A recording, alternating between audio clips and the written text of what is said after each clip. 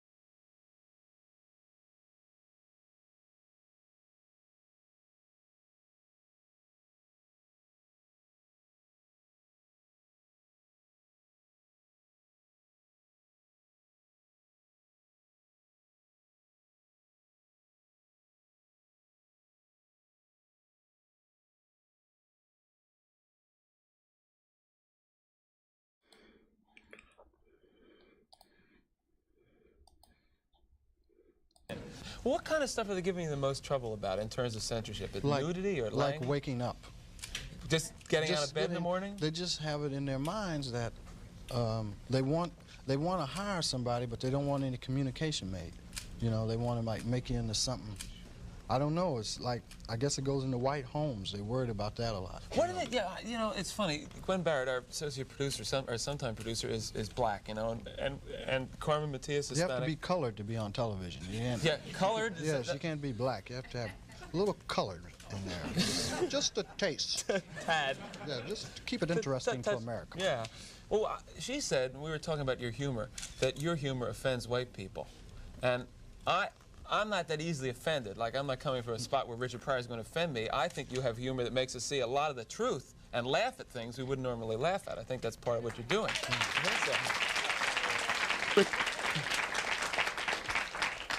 What do you think that these executives are afraid you're going to do to white America?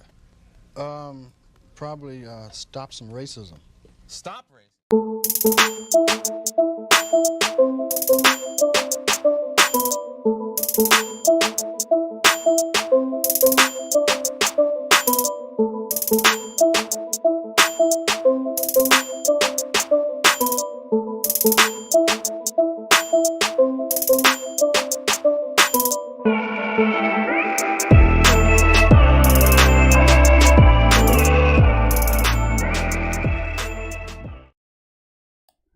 What's up, guys? What's up? I swear to God, I'm gonna.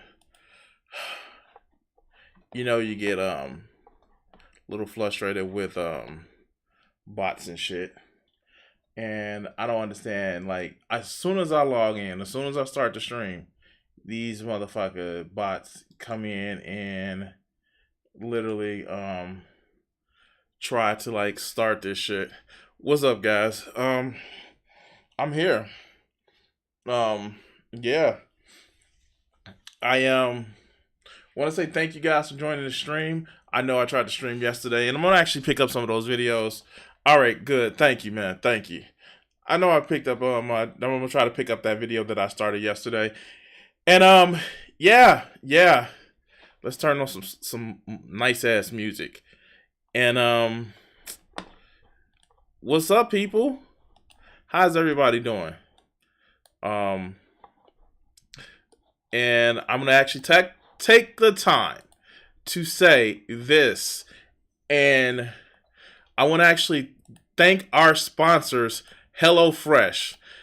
HelloFresh, it is one of those products, of course, with the pandemic that happened, you have those products where you have those delivery of groceries right to your home.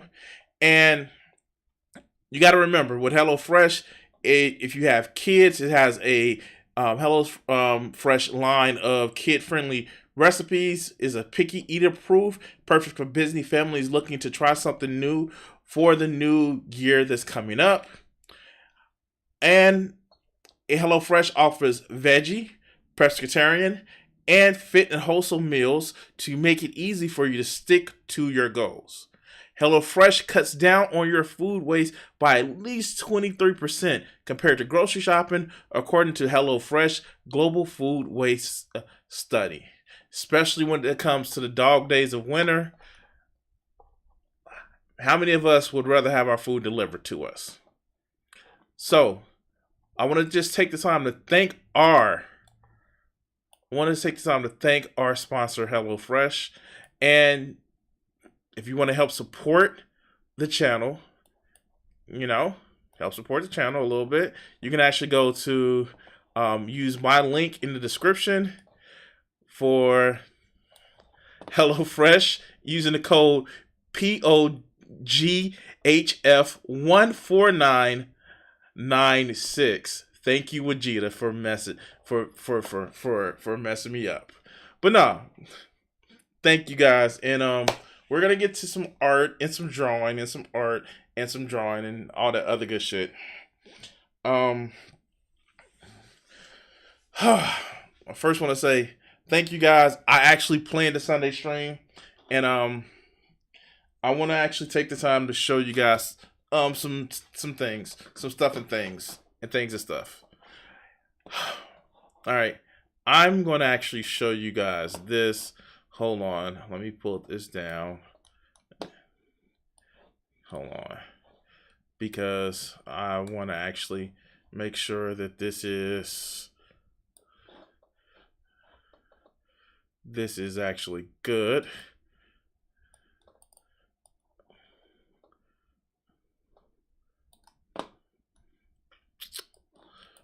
Organizing my screen, it can be a pain a little bit, but no worries.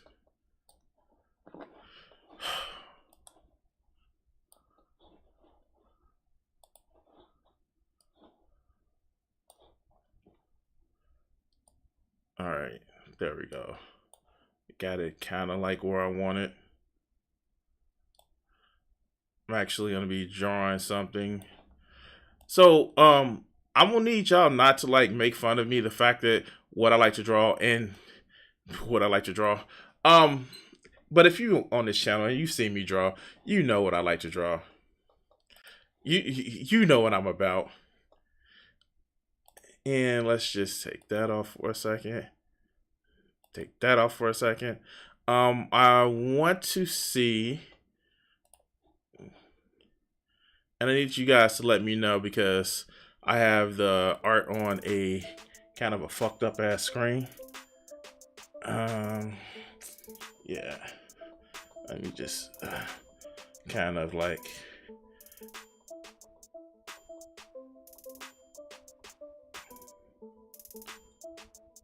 There we go. I actually got a new pencil set.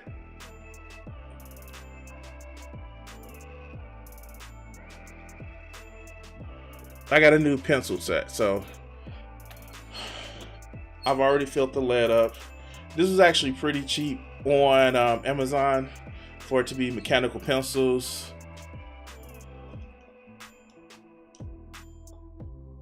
$15. And because I'm only doing the draw, I'm only doing the breakdown of the God, let me fix that. I hate when my camera looks that way. There we go.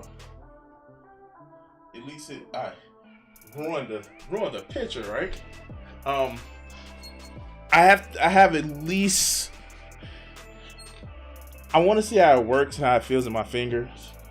If you guys know, I'm used to this. One is a dollar store pencil and one is not a dollar store pencil, so I'm going to see how this works. It comes with, it's actually a nice little set.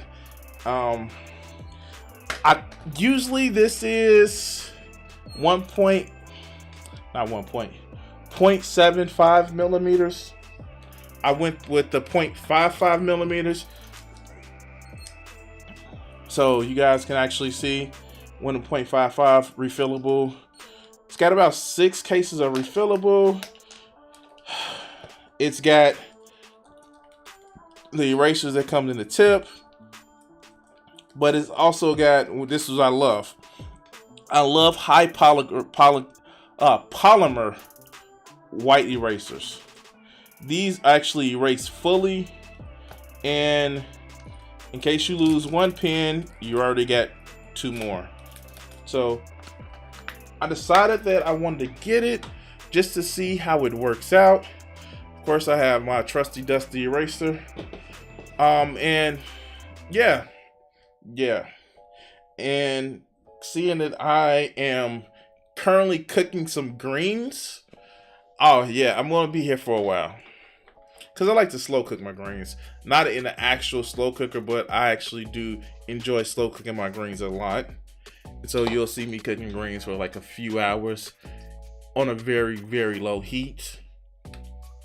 And I want to actually just check something. Am I going to get it soon? I got to check my orders on Amazon. You know, arriving Wednesday, arriving Thursday, arriving Friday. Okay, cool. So, you know what I really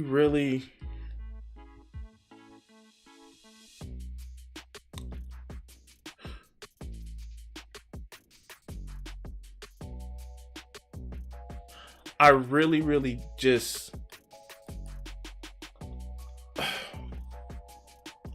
I don't get, and I of course I have a personality. Why would I not have a personality? I have friends.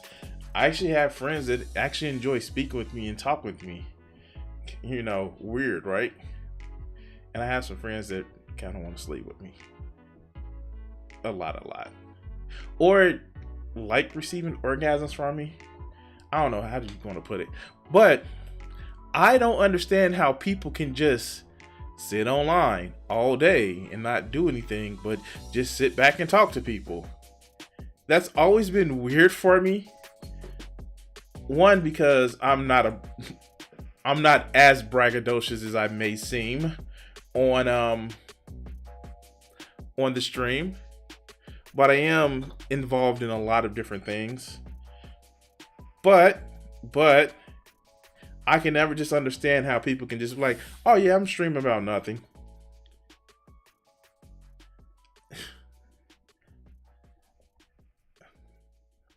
I am not a conceited bastard.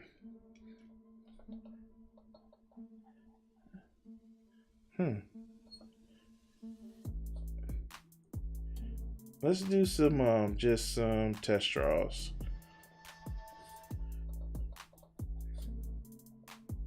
Let's see how this works.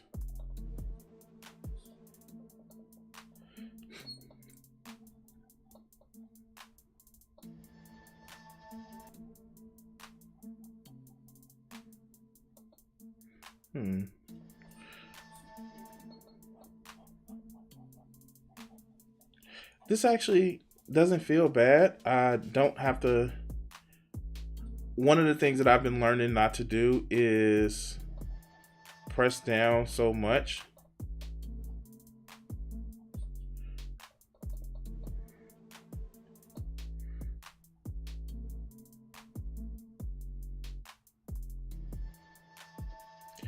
with me like learning not to press down so much, I got to learn how to do a lighter touch, and I admit that's a problem that I have. Kind of learning how to do a lighter touch.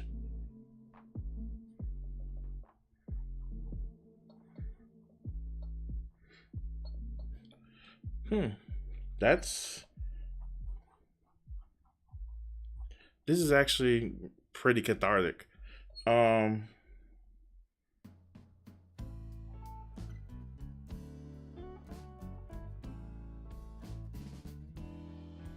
not really a big animal drawer, but when I do draw animals, it's actually pretty. You can tell that I really don't do it, but I'm pretty proficient with it.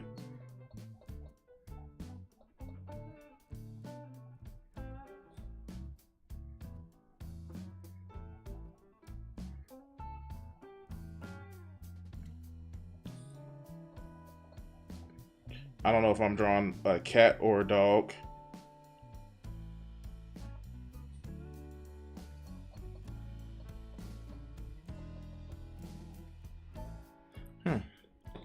Wow, that seems to work out really well.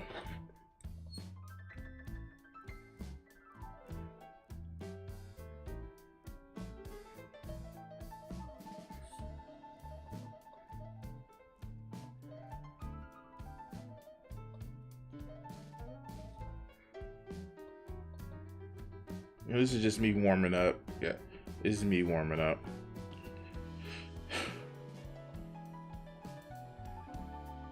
Just letting my mind figure out some stuff.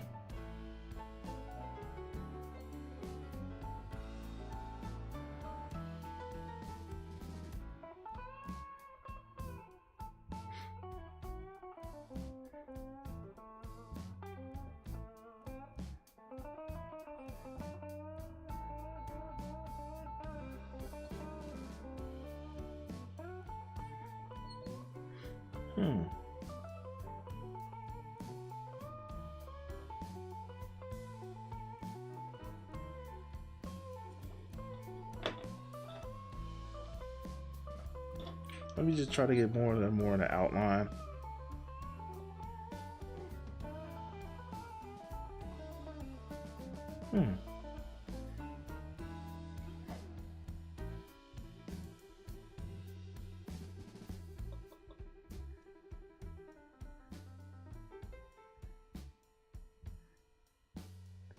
Wow, that's remarkably.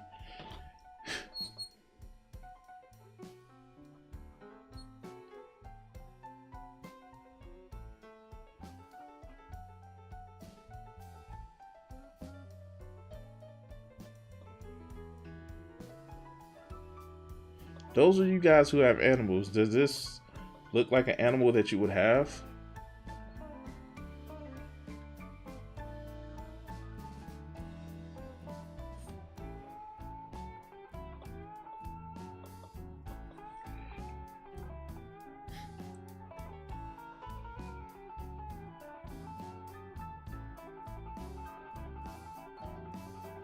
I know a friend of mine, he's actually like constantly draws furries.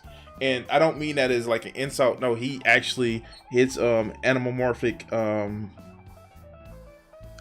animals. In one of his games he's actually working on a kind of an animomorphic raccoon that's a thief and a warrior.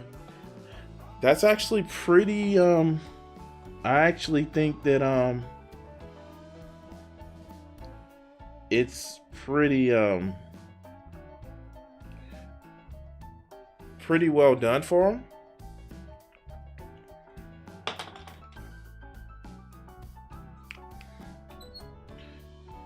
He's actually pretty good with what he does. He comes up on stream from time to time. It's Master Fan. He's actually really fucking good with the art that he does.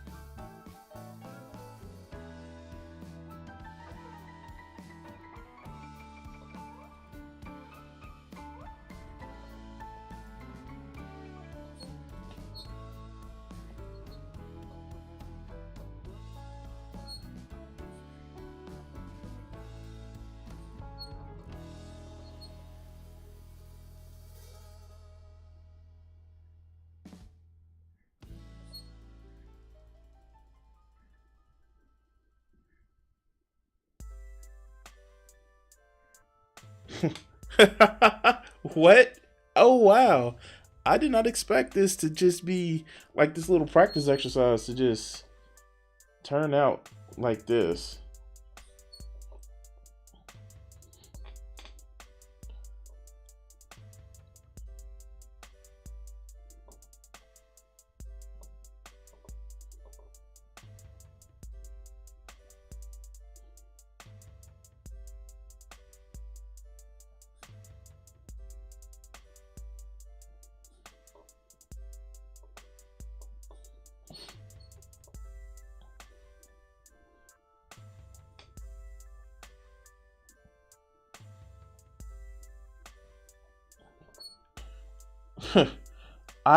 Okay. Maybe I worry about like messing up a little bit too much sometimes. Just a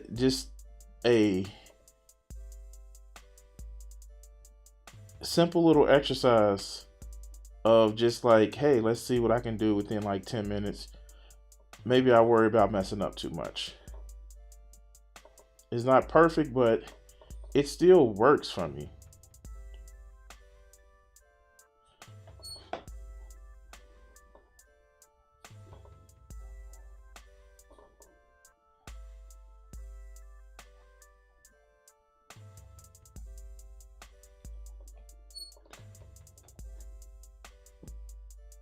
Wow, okay. I didn't realize I can do that quick. All right, let's go. Let's get some more practice exercise. Where is it at?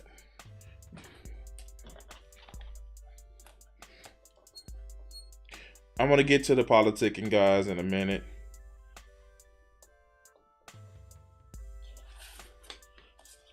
Where's it at?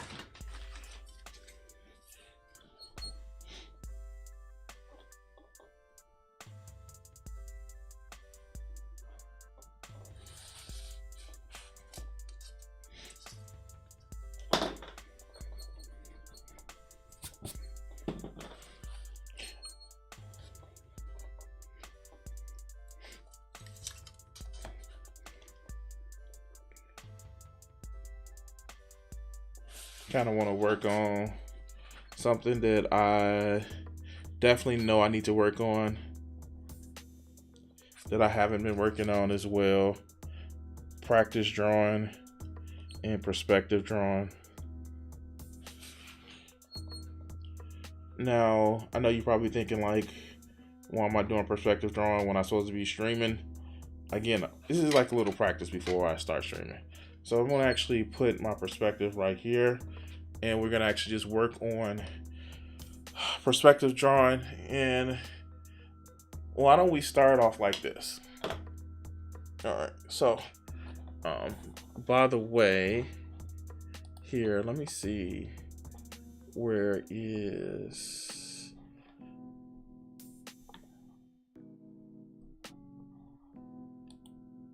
let's see, chat bot commands.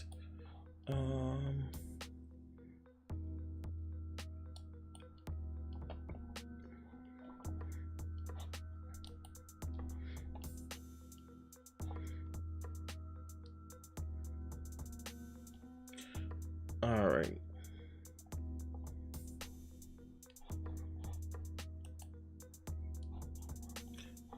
That's supposed to be working. I guess it's not working right now, but we're gonna put it right here. And all right, English, where is it at? Our dashboard. Thank you.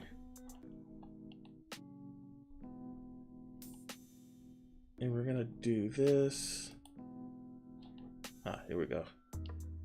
Commands, timers.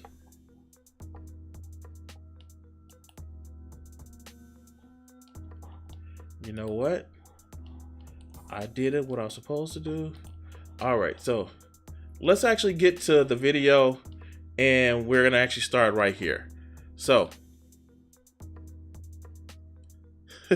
what's up, Jay? What's up, Jay?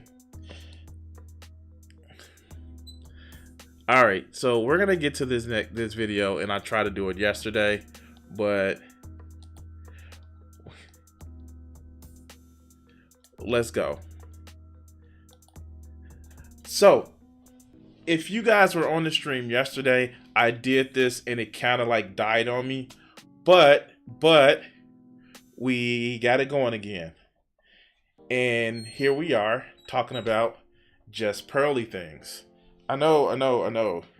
Like, I had this big intro yesterday talking about how a lot of the people that listen to my podcasts, which you can actually find on Anchor under Crimson 60620, actually like hearing this chick or hearing me destroy this chick, as Jay notated.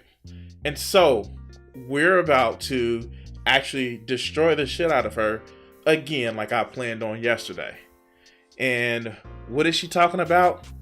She's talking about how this young lady couldn't accept this fact, which I find it ironic because with all the red pill bullshit, I say this and I say this and I say this.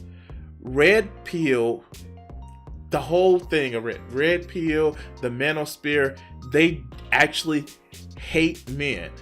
They talk about men as bad as they talk about women by even giving them no agency, by giving them no self-control, by giving them no anything that's seen as a good, strong, moral man. They're not giving it to these men. They're just treating them as if the men are just poor little sad little puppy dogs that can't help feeling the way they feel, and if they're upset, it's women's fault.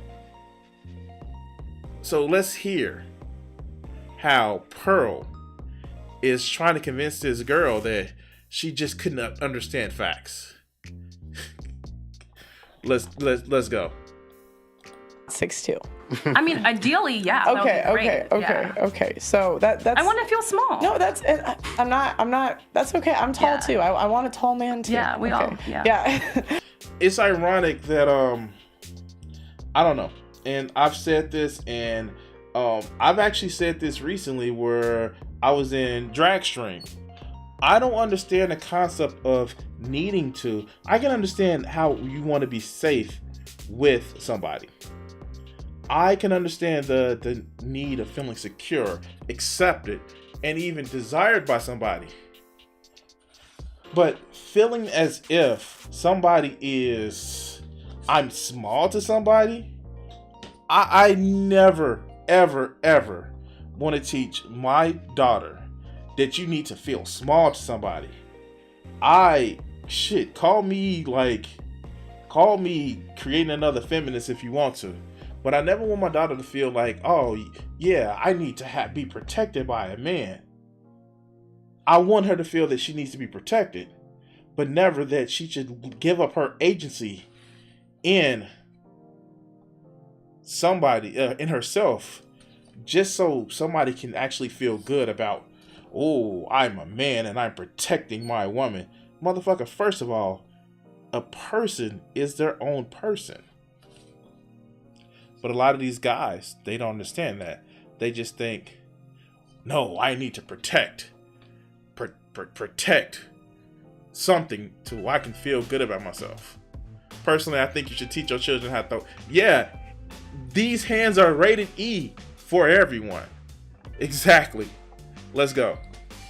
Okay, do you want to be attracted to him? I would hope so. Okay, Yes. so let's take 10% of men make more than you. Yes. Now, half of them are below 5'8". So that's 5% of men. Okay. For somebody who is below 5'8", 5'7" here, I know I keep saying this because it makes no sense to me. I don't have a problem with actually dating women. I've dated women who were taller than me. I've dated women who were shorter than me. But you know, the key thing about it is when they're around me, they feel safe. When they're around me, they feel secure. And yeah, no, I admit that it was this one chick that I thought about dating. We ended up just being a friendship. It was like, I don't feel safe around you. Okay, fine. And because we got into the argument about if somebody was talking shit about, like the Will Smith shit, you talking shit about my wife, keep my wife's name out your mouth. I'm not gonna go up on stage and smack somebody. And I know this is a tangent. I'm not gonna go up on stage and smack somebody. And if I think that I'm Mr. Big Man, as Will Smith thought he was, I don't go up on stage and smack somebody. If I'm, haha, nice joke, Chris, nice joke. 2 hours after the show, Chris come up, fucked up face, lip bleeding and shit, eye black. What happened, Chris? What happened to you? I fell down some stairs. Will Smith like he was mad. No, I fell down some stairs. You don't have to advertise in front of a national audience about not fucking with somebody. You know what you do? You tell somebody they fell down the stairs and you keep it moving. But, you know, people need to feel protected by some big, strong, masculine, whatever. Let's go. I'm sorry. Tangent. Hey, no. Vegeta. Hey. I didn't do anything. He fell down some stairs. I'm just saying.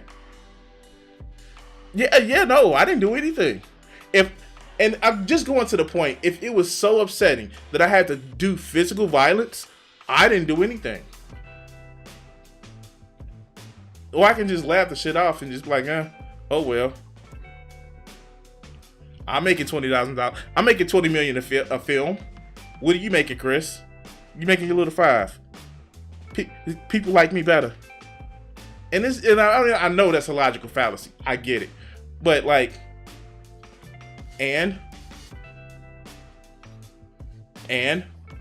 but whatever.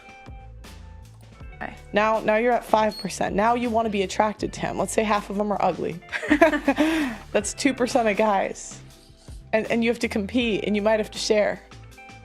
Because think about it, if you find him attractive and he has all the things you want, that means... See, I've been waiting for this.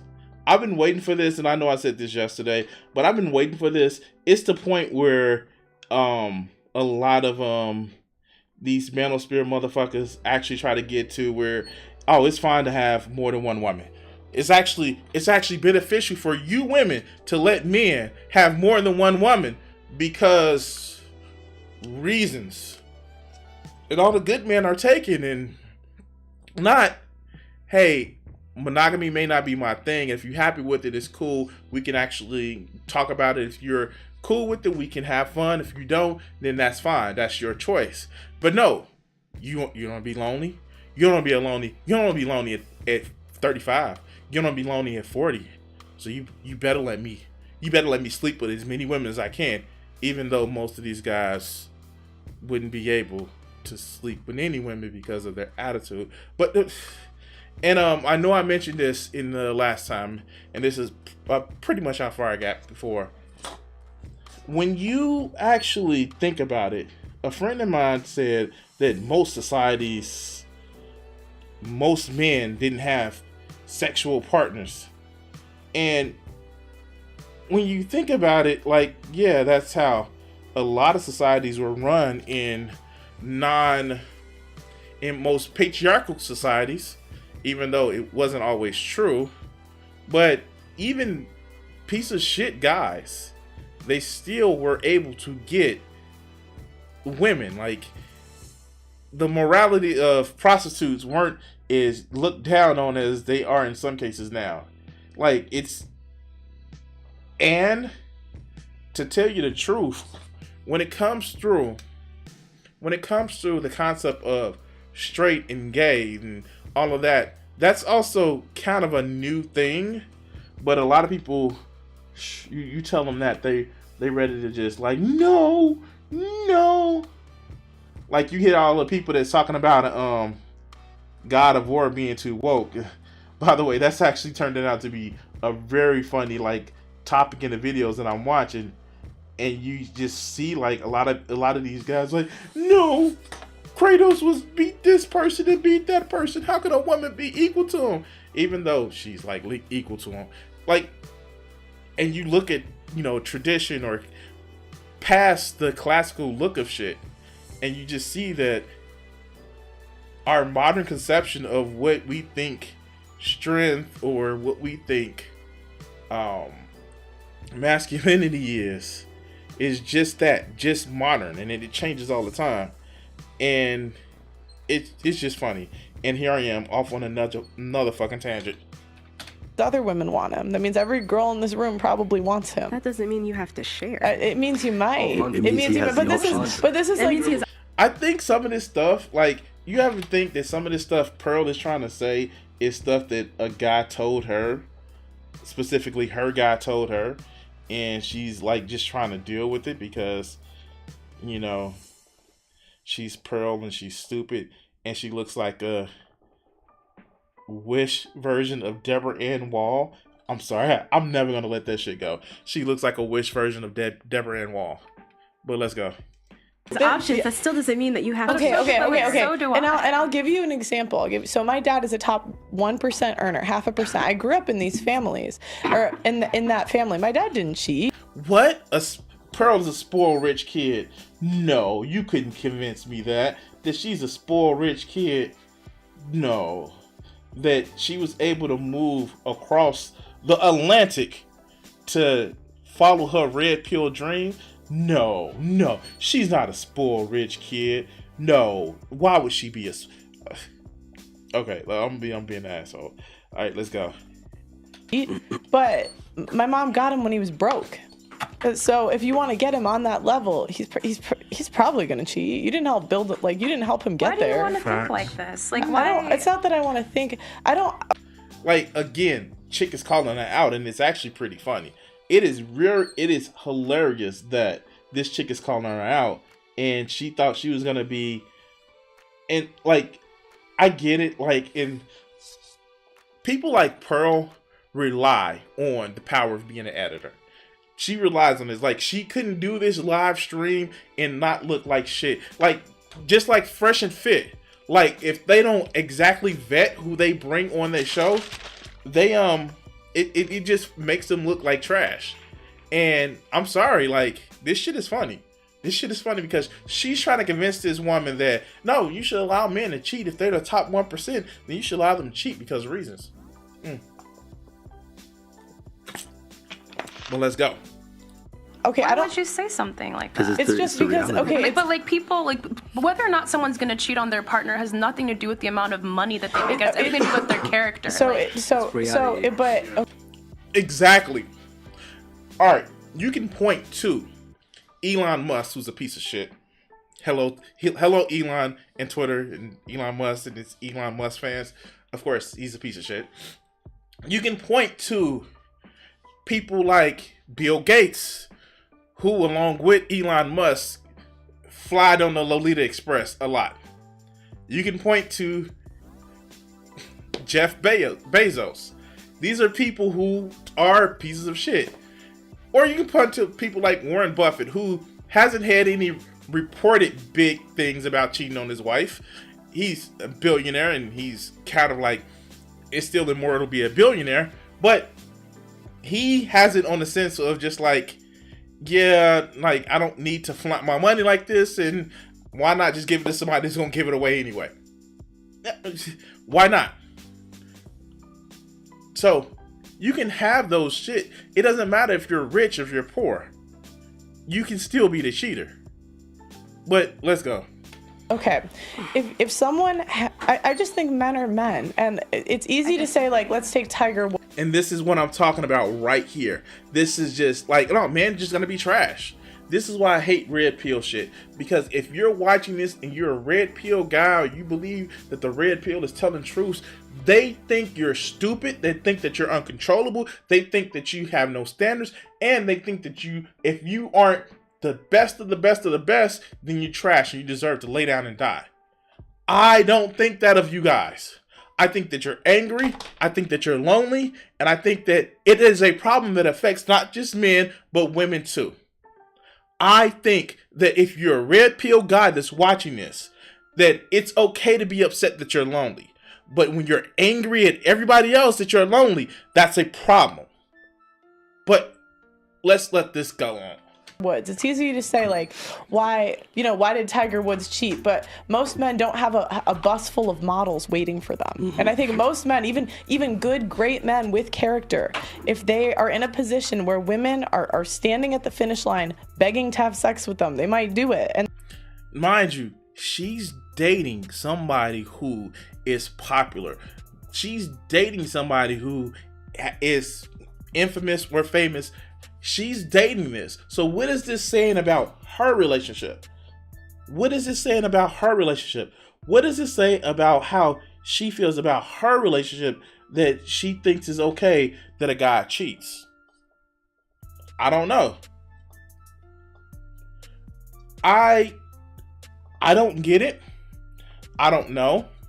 I just think that, again, this is saying that men are trash in a different way than what they claim feminists say. I think that this is saying that, no, if you're a guy and you're cheating, well, it's okay because if you get a woman, you deserve to cheat. And it's playing into this stereotype of, oh, Chad and Stacey's and all that other good shit, and when it's not the case. But we'll finish letting Pearl take it. And that's where a lot of the top 2% of men might be. This is what I always say. If you date an NBA player, basketball player, I don't really feel bad you get cheated on. Like I don't. I mean, I get. And see, I really, really love this whole thing of blame the woman if a guy cheats. That's all it is. Blame the woman. It's her fault. She did it. It's her fault. She did it to him by just dating somebody who she thought was going to actually treat her well. She should have known. Even if that was her first instance of dating somebody, I bet somebody like Pearl would call her a whore or some shit like that. Simply because it's her fault that she's dating somebody that she should have known is going to be sleeping around. So she should be happy. She should just shut up and be happy that she has somebody to take care of her because reasons. And again, Pearl is dating somebody who is an influencer, is a TikTok person. Is like popular on TikTok and has a lot of fame on TikTok. Like, is Pearl saying this for herself? We all know that Pearl has an issue with quote unquote fat people because she's felt fat in the past, and it's your fault if you're fat because reasons. But let's continue. Again, cheating, but like I will always go back to this when it comes to cheating, regardless. Like there's a 5'6" man that will cheat on someone who's unattractive. There's a 6'4" like beautiful man. Like it has nothing to do with like how many women that are. I mean, in my opinion, when someone's unfaithful in their relationship, it has everything to do with their character and has everything to do with their choices. It has nothing to do with. There's some men that like. So I can't. But some men are more likely to do it. So if a man. And what this young lady is saying is it doesn't matter if they're 5'6" or 5'7" or 6'4". It doesn't matter. What matters is the character of the person that's doing it. Can't you understand that, Pearl? Like, what part of that don't you understand? Again, it's almost as if Pearl she was told something. Like, this would be the chick. If you've watched The Color Purple, you told Harpo to hit me. That's Pearl. That's how Pearl is. You told Harpo to hit me. That's who Pearl is. She'd be that person that's like, well, you need to set her straight a couple of times. I don't know what else to tell you. And it's sad, but it's just like when you sell yourself to these manosphere types, like, what the fuck do you expect? But let's go.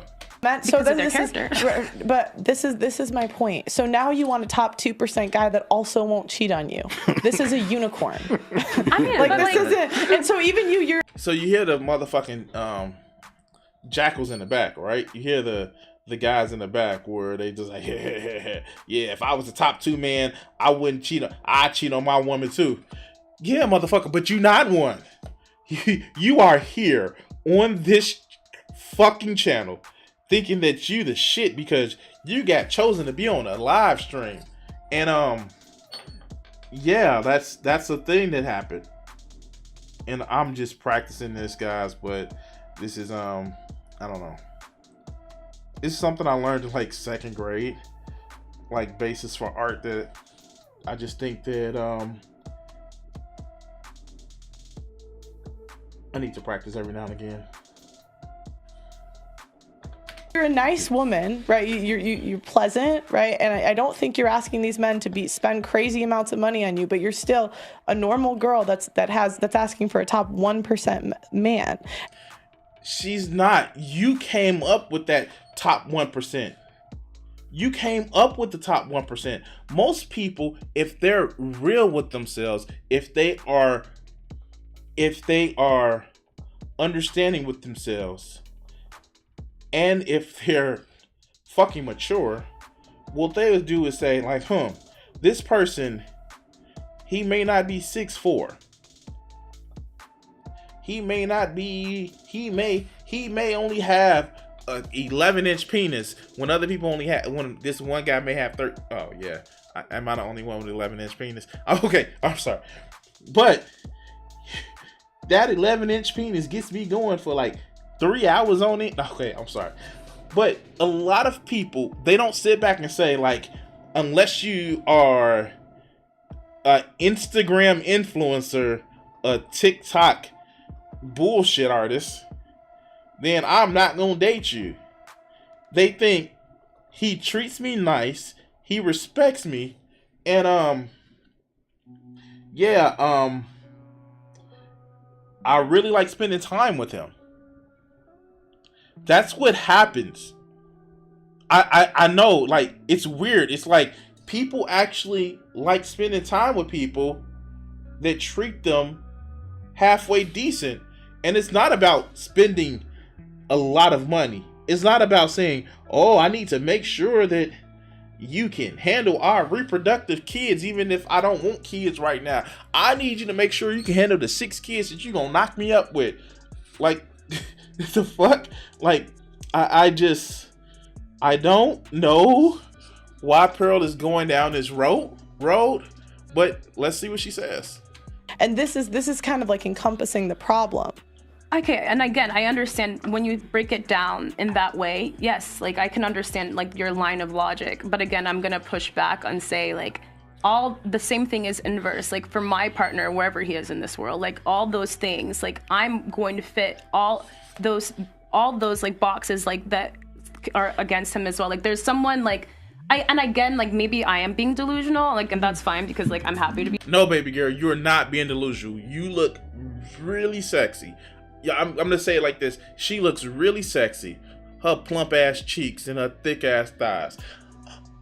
And she has courage to push back against this motherfucker who's talking this nonsense. And she's actually smart enough to see bullshit, and she calls her out when you put it like that. I understand what you're saying, but my standards are this. No, baby girl, you are very intelligent. At least intelligent enough to see through bullshit and not will not cow down to this bullshit that she's saying. But let's go. Be delusional. Most women are. Yeah, I'm happy to be delusional, but like there's no doubt in my mind that I'm gonna be married, and there's no doubt in my mind that my partner won't. You know, like I believe and I pray that like I'll have a healthy marriage. So here's the problem. Like, what do men want? So if they looked at OkCupid, like when do men swipe right the most? I don't know what that is. 18. Like OkCupid, it's a dating app. And see, like Pearl is steady trying to introduce this whole idea of, well, you need to see the world like I see it. Like the manosphere has actually encouraged me to see it. And no, this chick is not taking it.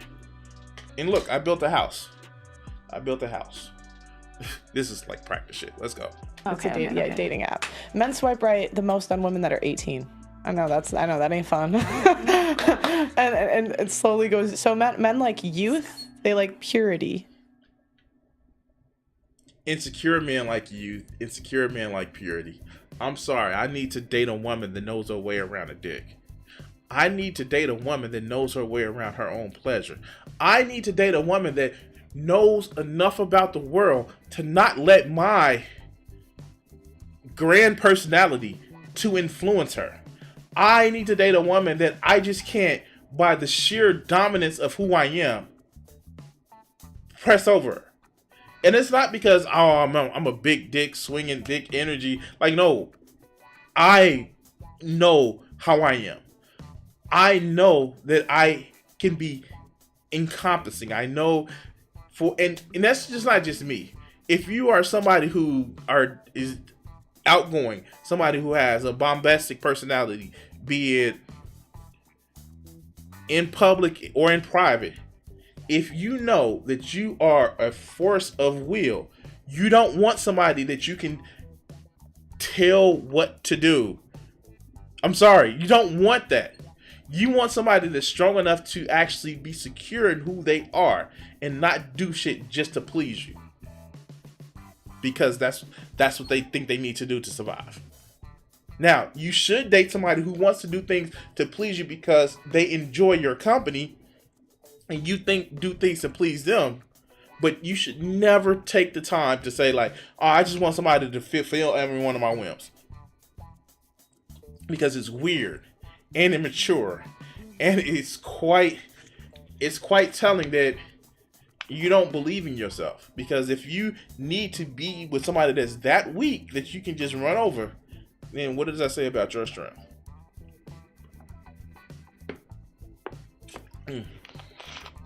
Lemonade be hidden. Just lemon juice and sugar, but lemonade be hidden. And it's like it gives control. It gives that they want someone they can control. No, it doesn't mean that. But see, okay, wait. But see, this is see exactly. She just called it. She just called it. Let's go back a little bit. Purity. And it's like it gives control. It gives that they want someone they can control. No, it doesn't. Yes, it does.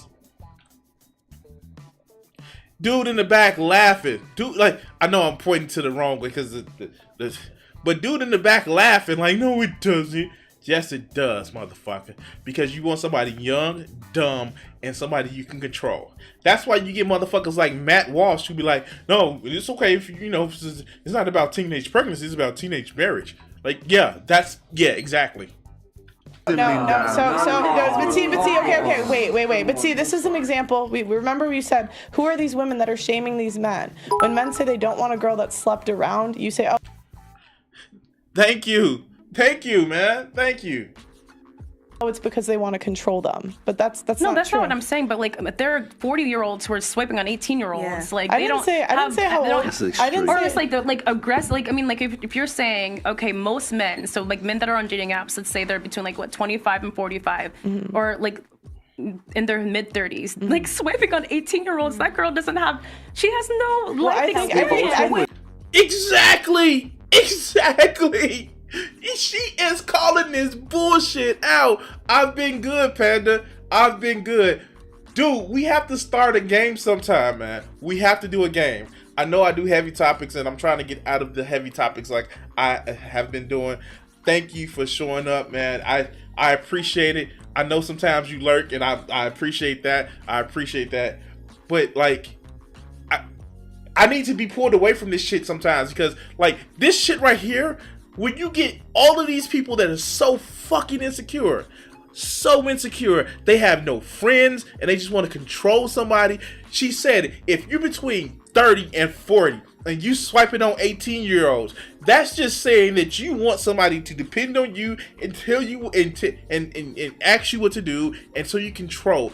This shit is fucking crazy, and I don't understand that. I am 40, about to be 41 in like 2.5 months. Actually, in 2 months, in a little bit under 2 months to be exact. And I have problems with dating 30-year-olds. I have problems with dating 32-year-olds because we don't have the same amount of cultural touchstones that I knew. Yes, I'm an old fuck, and so there's a lot of shit that I knew in the 90s and the early 2000s that while I was learning this shit, they were getting out of grade school. That shit sounds weird. That shit sounds weird. She's young and like she can learn so much from me, and I can just tell her what. Like, no, that shit is just weird. It's weird.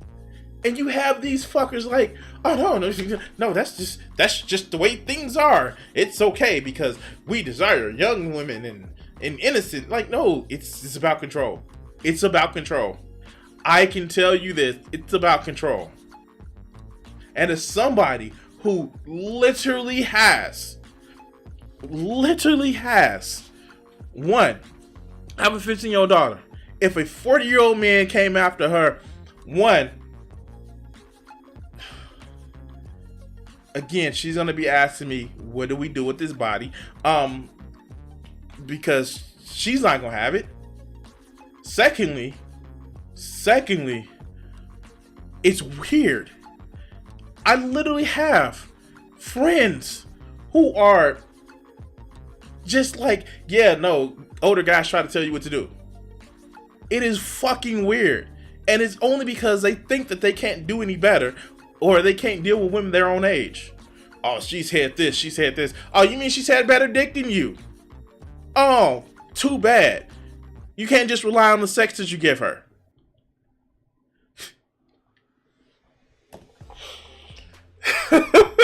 Okay.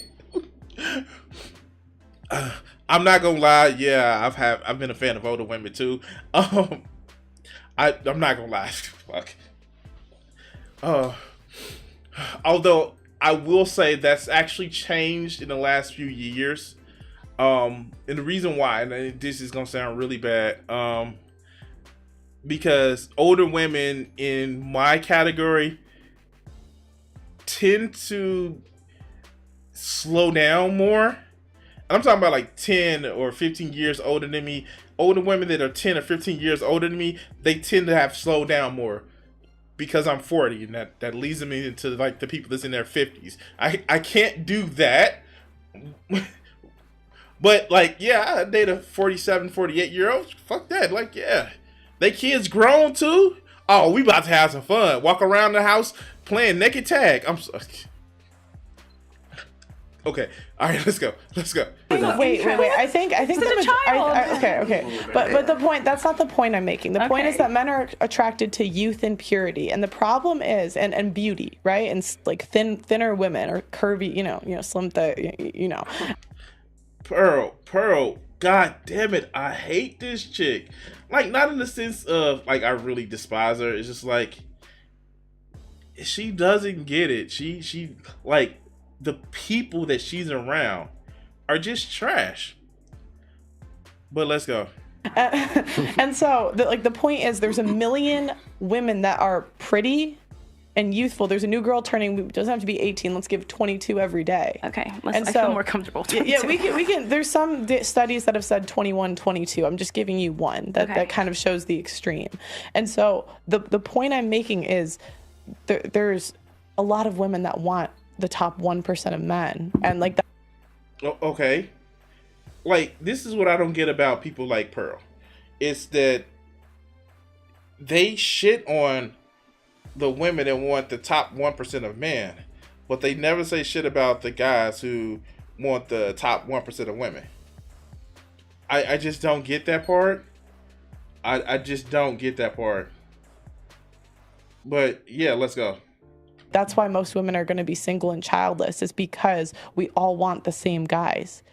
We want a guy that makes money. We also want to be attracted to him. We also don't want him to cheat on us. And it's I understand that, but I think another part of that is just like women the other side to that coin is like, why are women's standards so high? It's because we've seen what happens, again, like being children of divorce. Like, we've seen how bad it can be when you don't have high standards. Like, we've seen, so like, again, I understand, like, when we talk about like quality of life. What about the men? Like, well, I mean, again, Wait.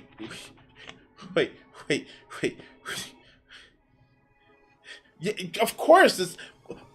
Don't you know all women are monoliths? It's a monolith because reasons. Yeah. And women shouldn't have standards. They should just be happy with the shit that men give them. All the 30-second penises, the fat, overweight motherfuckers who don't care about shit, who walk around smelling like 3 days ago. No, they should be happy with that. They should be happy with the people. Like, no. What should matter is that he's 6'2" and he has more than 4 inches and he has like more than like half a grand in their bank account. No, that's what they should be happy with because reasons. But let's go. All these men, I mean, you're also like, that's the thing that's in the back of my mind. You're like, oh, all these women are childless and da da da. Well, then also there's a large percentage of men that are also growing. True. So like, who are these women potentially going to marry? Like, there's like not. So I mean, that's also another side to that. And I don't have the statistics or the computer in front of you. I don't. But I remember like having conversation with someone about this actually on a date. And he told me that like men between the ages of like single men between the ages of like 32 and like 45 who are single are like there's a specific demographic of men that are most likely, unfortunately, to like unalive themselves. So whereas women are not like as likely. You're correct. Like throughout most of history, men have. So again, here's the thing, and this is the fun part about it. She is definitely calling Pearl out on her bullshit, and Pearl is just like, she's flabbergasted, and she wants to make it seem like the woman just isn't listening. And she says it just flat out that, yeah, if it's not more men, if it's more women that don't have a relationship, and that also equals to more men as well. And Pearl was just caught with that one. It's like, wait, what?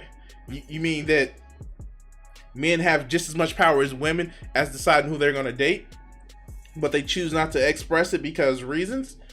No, we can't have her making that type of sense. It's just one of those things. But let's go. Have not reproduced. Only 40% of men have reproduced historically. But that's always been the way, where 80% of women have reproduced.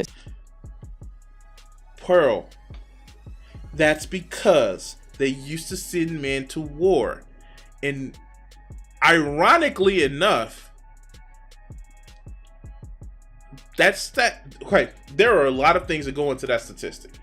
One of those things are women were more likely to die in childbirth. That's just one of those things that's happened. And yes, and I think she's misconstruing a study when it comes to mitochondria data. As a matter of fact, here, god damn it, Jesus. Who was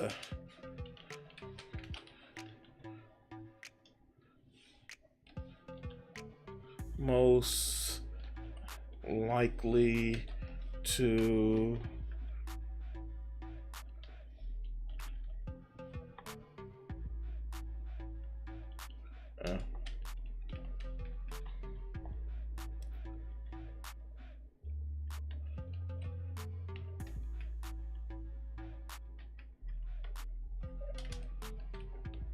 God, I can't type with one hand.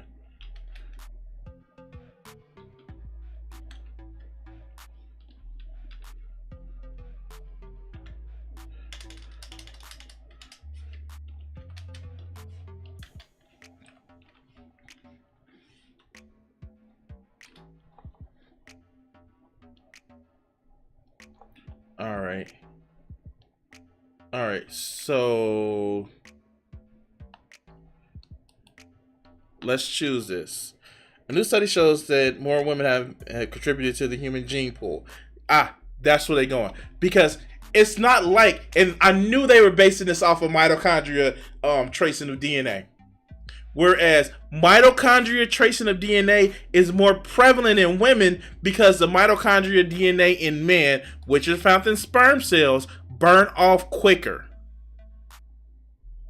A new study in the Journal of Investigative Genetics showed that throughout human history, women are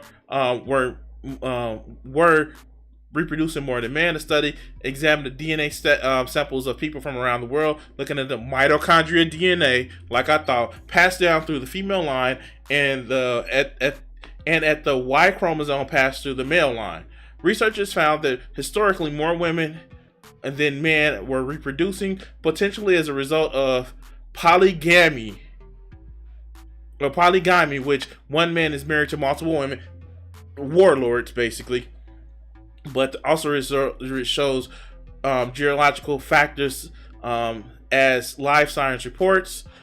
On a regional scale, the DNA sample shows that a detailed story. For example, people in the East Asia and Europe have larger genetic differences for paternal than for maternal DNA, suggesting high level of female migrations. In contrast, populations in Africa, Oceania, and Americas have a bigger difference in maternal DNA for potential DNA. Perhaps fewer men than women reported among America's early colonialists.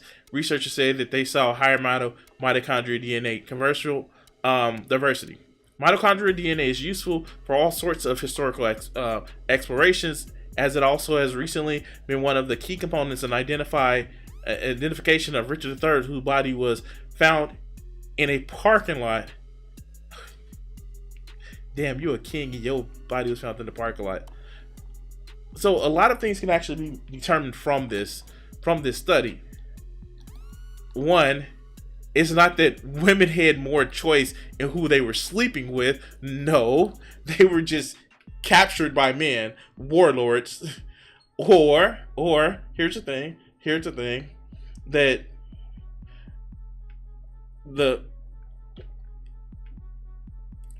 I don't know, that in some areas there were, I guess, more an egalitarian society. He said it like it was said in the study, like where it was more diversity as far as maternal DNA versus paternal DNA.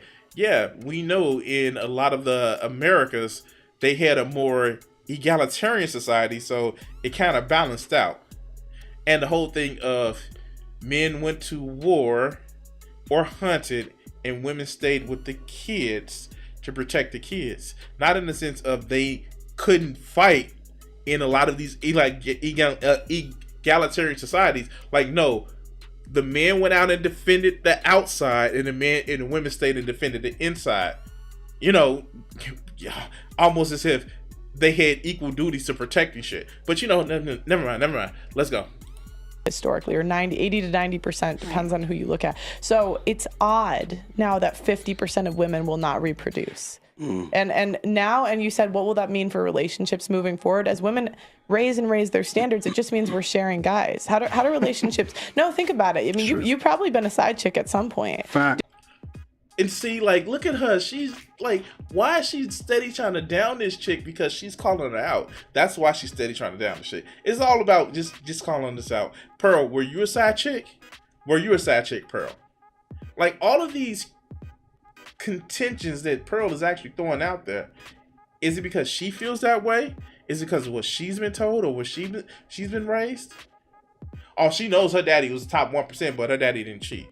Her daddy didn't cheat because of reasons. Are you sure about that, Pearl?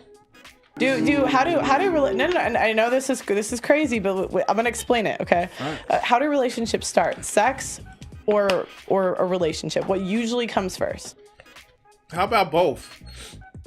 How about a relationship? Pearl, you're telling on yourself. You're doing a self-report, dog. Aren't you in a relationship? I don't get it. Like, why is she doing this self-report on herself? Like, it's almost as if she's trying to convince somebody of her bad choices. Not necessarily that the young lady's making a bad choice, but that Pearl has made bad choices in life. But let's continue. Sex. What? In 2022, what comes first? Relationship for me. Okay, so... Yeah.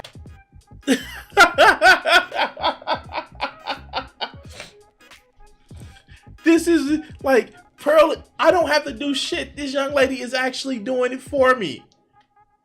What a Cinema Sin says, she's sitting her own self. Every person you've ever slept with, the relationship came first.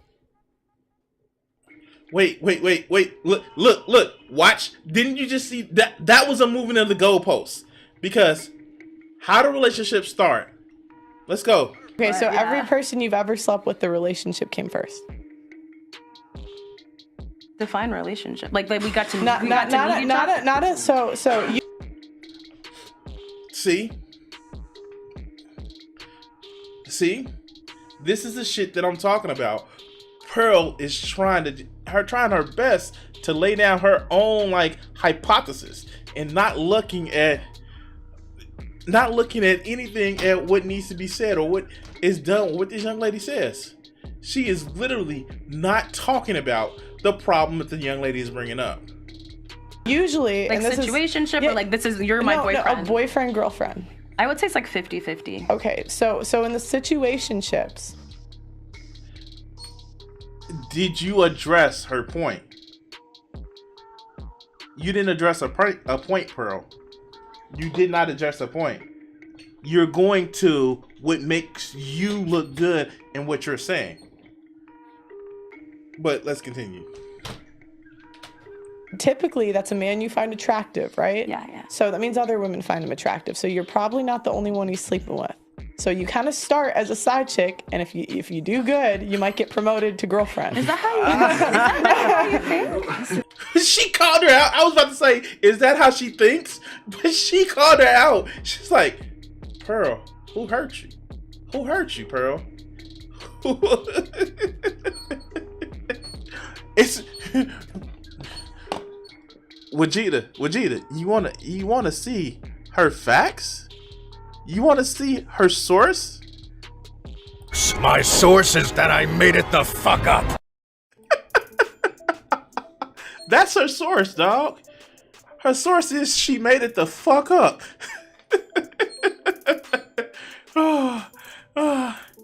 Oh, God. That's her source. She made it the fuck up. That's how it happens. Because the number one way people are meeting, Yeah. in a way, yeah, because the number one way people are meeting nowadays are dating apps online, and I just can't do it. Like, I can't do it. This chick is just like, look, I'm Done.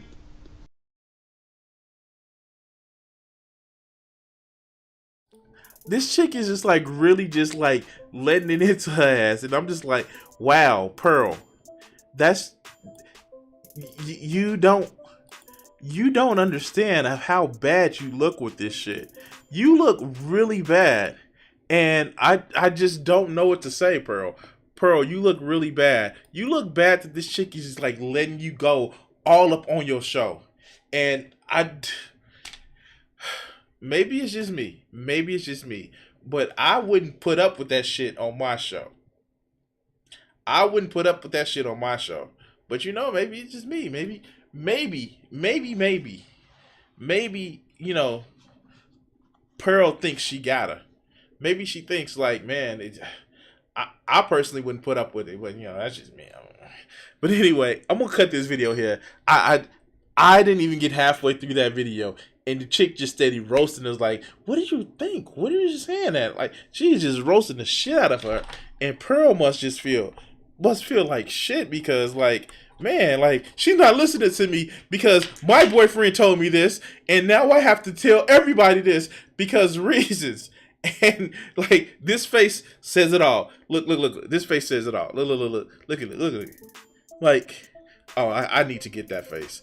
I need to get that face. Oh, God.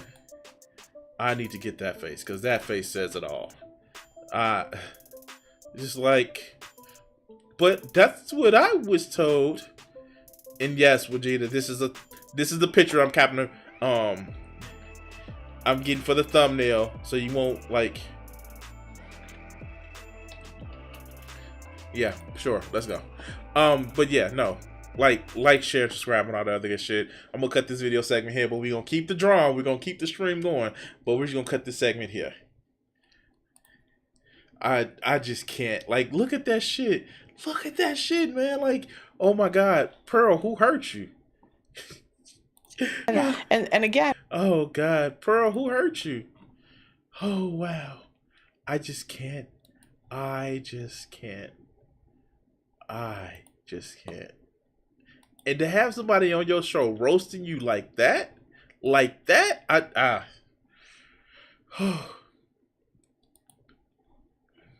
I could only tolerate that shit for so long. What else? What else are we doing today? What else are we doing today?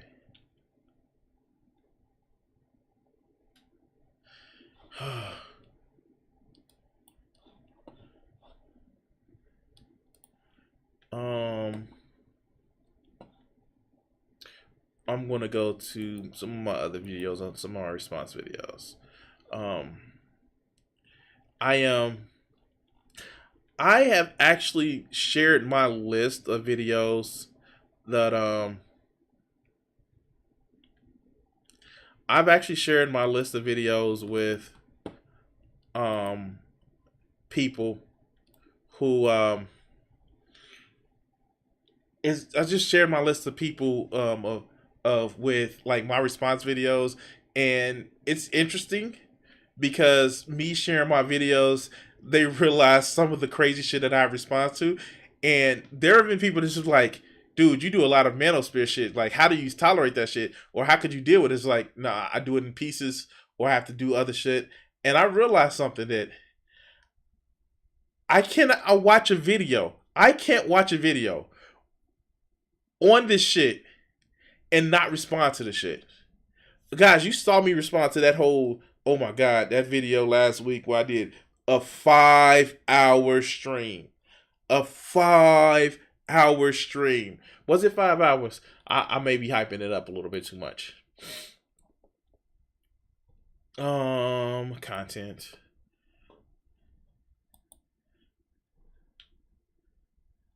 Five hours and 20 minutes talking about that Synthetic Man video. That I wanted to. Yeah. Wow. That. And then I heard somebody did a 12-hour stream. A 12-hour stream. All right. We're gonna go to another segment right now because reasons. And let's just go to this segment. Check it out. So a lot of you guys may know that I'm a fan of Richard Pryor. Not everything that he did, but I'm a big fan of a lot of things that he did. And if you joined the stream and you saw it on the stream, you actually see that I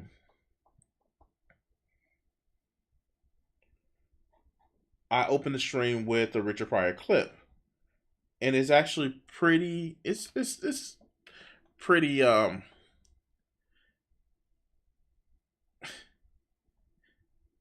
It's pretty informed about it, but you know, it's one of those things where it's just like you when you think about it, it's deep as shit. But let's get to this other one that I found not too long ago. In here.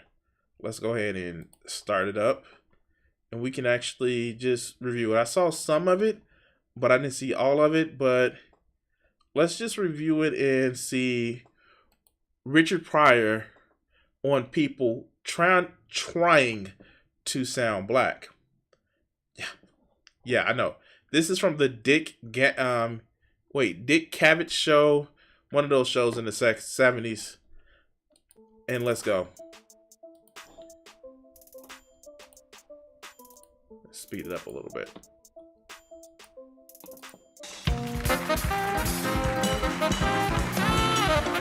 You know those people who go through life without drugs or drink? Well, I'm like that now. Okay, this is back when Richard Pryor was sober? Let's go.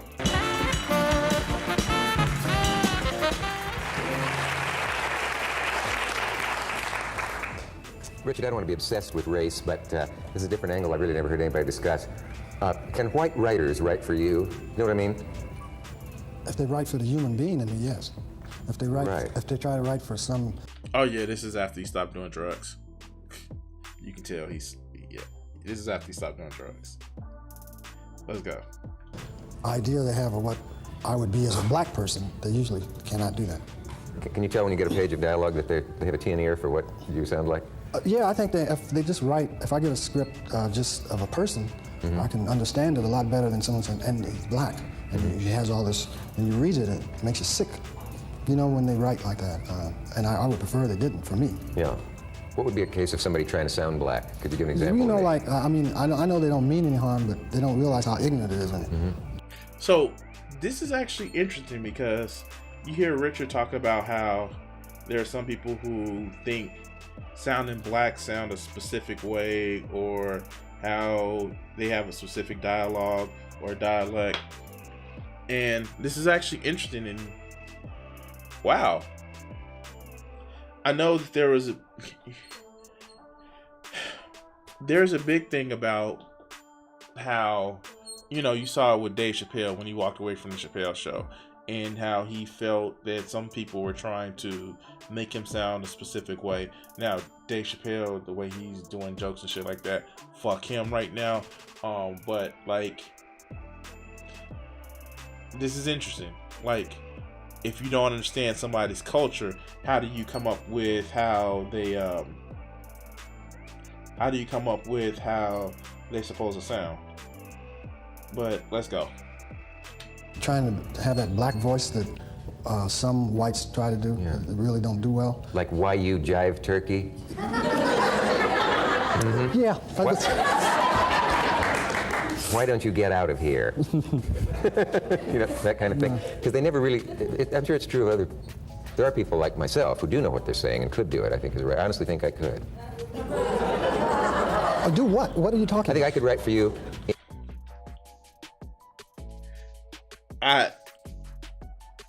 Watch where you going, man. Watch where you going. You caught the most egregious part. Watch where you're going. Watch where you're going. I'm just saying. Okay, let's go. In your vernacular, because of. But what is my vernacular? Well, because I hang out with. Yeah, but what is my vernacular? Is he about to say because I have black friends? My man is about to say because I have black friends. No!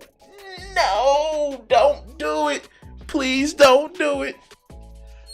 Oh, God. Please don't do this. Don't do this. Don't. Just don't. Don't do this, man. Don't do. Okay, let's go. Exactly. What are you talking about? Well, like this hug is all in my yolk. Right, Dick. What are you talking about? I mean, you know, what is it? What is it that, what do you think I am? What do I talk like, something? No, I simply know this, that when I, Explain I know that when, He fucking got him. What was we saying about last video about certain people being a monolith? Okay, I'm sorry, let's go. Now you know as well as I do that if you're with a group of friends you grew up with or something, and a couple of au-fait cats come about, and talk, and you want to talk so they don't understand, you can, even as perhaps people from the Caribbean will suddenly go into a, like, have you ever been in the Caribbean where I'm just gonna move back a little bit, Richard. No, I'm just trying to understand. I don't. This is like that video, that clip of Samuel L. Jackson talking to that reporter. He was like, "Come on, we're gonna say the word. You want to say the word? Like this, like he got him in a trap. He got him in a motherfucking trap." But let's go. I'm sorry. Okay, like Richard Pryor is just like, yeah. Please tell me more. Here's exactly what I mean. In the Caribbean, there's a dialect that is English. It sounds like it's not. Pidgin English. Yeah. So a man, but they're actually saying, if you saw a transcript, the man at the desk will say to you, "Good evening, Mr. Cabot. We think we have your room ready in just a minute." And what he was saying is, why don't you take that luggage over on the other side there? When did you take that luggage over on the other side there? Yeah. But he didn't quite want me to know that he was correcting someone or something. Mm-hmm. So, how the hell did I get into this? That's when you just like, I'm about to shut the fuck up. I'm about to shut the fuck up. Well, let's go. Now, there's a lot of funny stuff in this book. No, I'm trying to, I don't understand. Well, what part don't you understand? None of it. No. My beginning question was, I thought, a simple, harmless one, which was, do you have the problem of a writer trying to write what he thinks is, what? The way a black guy would talk. Do I have a problem with when somebody hands you a script for something? No. No. Well, then why did you say that's a problem in the interview I read, in which you can't just hang my ass out here like this? Wait. Okay. So he gave him enough room to hang himself. He hung himself, but now he's addressing the question like he should have addressed the question. This is just hilarious. This is just hilarious. Now Richard knows that he doesn't mean any harm by what he said. He's just trying to actually understand it. And yeah, no, this is like you see these same awkward questions happening in a lot of cases. And this is one of the things, and I know I've said this before, Richard is handling it a lot better than a lot of, let's just say, woke schools will handle it now. They would have stormed off. You don't understand what I'm trying to say. Like, no, Richard is handling with class. And you can say that it's just funny. And he's trying to kind of bring him back. But no, this is like how you handle somebody who you feel is being insensitive. You don't sit back and you just you get mad and obviously Dick Cavett is trying to have. It's ironic. You have two dicks on stage. I know. Fuck. Okay, I'm sorry. Anyway, but you get what dude is trying to say. And he's actually not trying to be offensive, and this is just funny. I didn't think I was gonna have to pick this apart, but this is just hilarious. But let's go. When was that interview? Might have been several years old. Then they don't apply right now. Because the new prior is with us. It's not a new prior, it's just I'm different about my feelings about people and about how I feel about them, how they feel about me. Is that a gradual thing, or was it kind of an overnight change from after you survived the horror of your No, accident? I just think it's, for me, it's the way I want to be as a grown-up person. And I do the best I can, man. Are you ever approached a lot to, say, do public service announcements and... Public service announcement? Oh, like Richard, would you talk to kids, look into that camera and say, joke is bad? I've been approached, but I don't know that helps. I mean, unfortunately, people have to do what they would like to do. You can only show them better, you can tell them. How you live is how they live. Usually if you don't have drink around and you're not alcoholic and you're not borderline alcoholic yourself, they tend not to have that problem. But if every time you have a problem, you take a pill or take some drink, they find it all right to do. That's actually interesting. And you know what? It's one of those things, and you see it reoccurring with a lot of things. Ironically, and maybe because I been playing a lot of God of War, you see it with the story of Kratos in the 2018 games, of why he just is trying to get his son away from him being a little rage monster when Kratos is a big rage monster. And it's pretty interesting. It's just lead by example. But let's go. Are you technically a recovered alcoholic? Technically, or in fact? I just say that a day at a time, I try not to drink. And so far, it'll be 3 years, God's been with me. Now, how do you account for...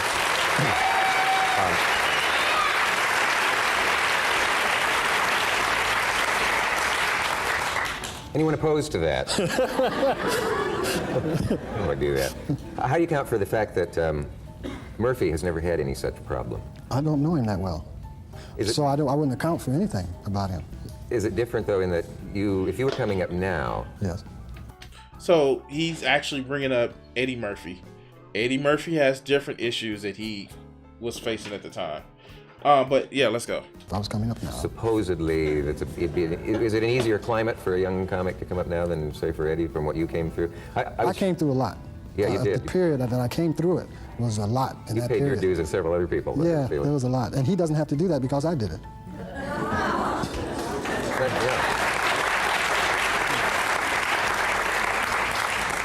And there was no one ahead of you to do it for you. Well, for me, I mean, Dick Gregory. Dick Gregory. That's Dick Gregory made it possible for me. Yeah. And someone made it possible for Dick Gregory. You know, and we just pass it on. Keep passing the torch. Yeah. The name of your film. Yeah. JoJo? Dancer. JoJo, comma? Dancer, your life is calling. Yeah. And it's, I think I was right when I said it's more biographical maybe than anything you've done before? Yes, I would say that. I would say also that people coming to see this, it's not... They're just talking about the movie from right now. So let's just stop and bring it back here. That was an interesting video. I know I didn't have much to say about it, but now that was a very interesting video because in the end, it just seems as if that some of it was the guy putting his foot in his mouth, talking about how writing for black people, which the industry still has a problem with because it's a lot of stereotypes that you still see being used in writing and shit like that. So the industry still has a problem with it, but it's interesting to say the least that this shit is like 30 years old and we're still dealing with it. But let's go.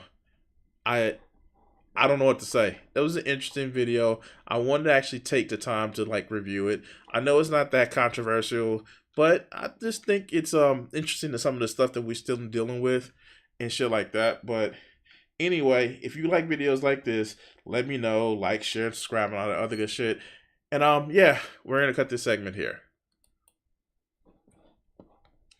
That was an interesting video. I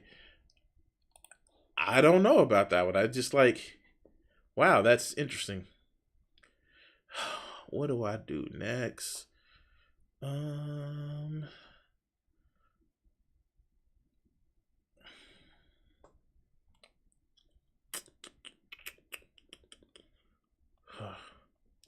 I know. I'll be right back, guys.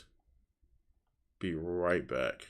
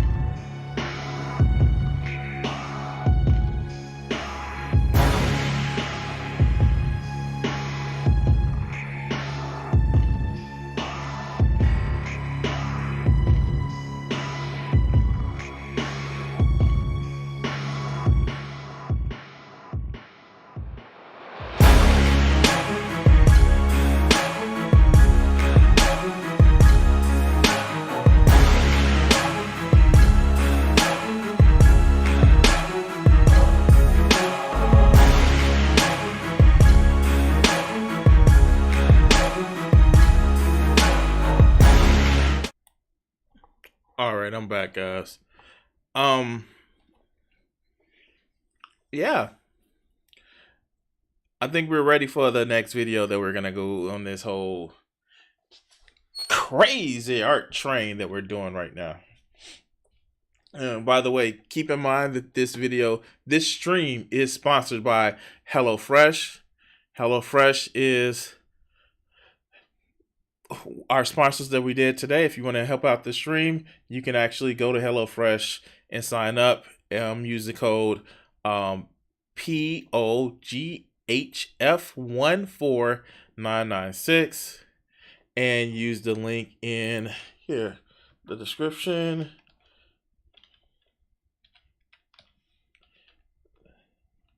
I forgot what the code is.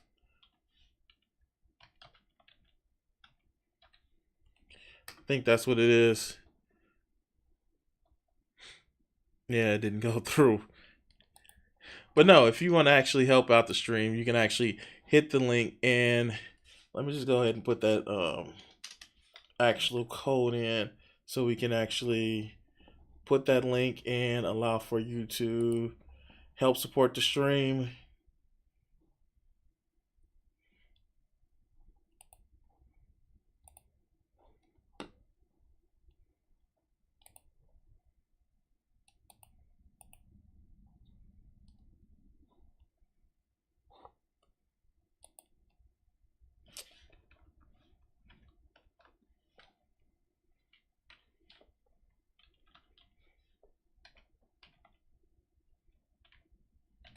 There we go.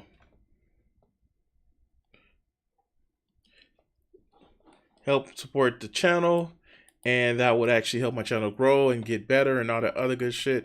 It's actually very, very, very, very, very helpful. And now that we've done that, let's move on with the show.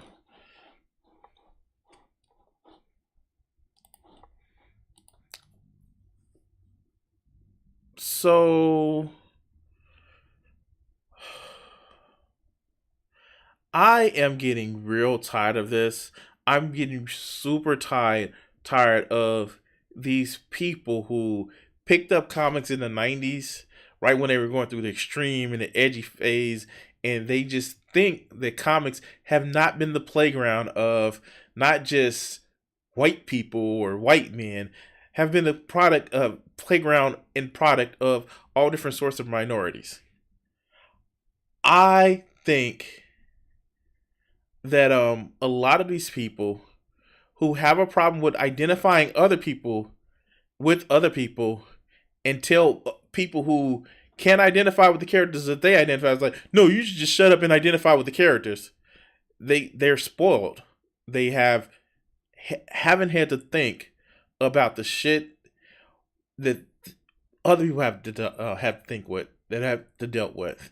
They think that it's hard for them to identify with a character that's not their gender, not their race, not their sexuality, and it's a bad thing, but they expect other people to deal with it themselves.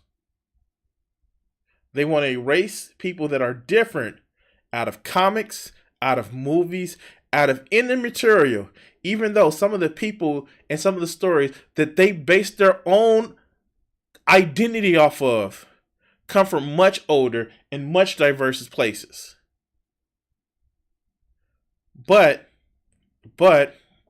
you have people here like Yellow Flash, who quite simply, well, I'll let him tell it because he can say it a lot more stupidly than what I can. Let's go.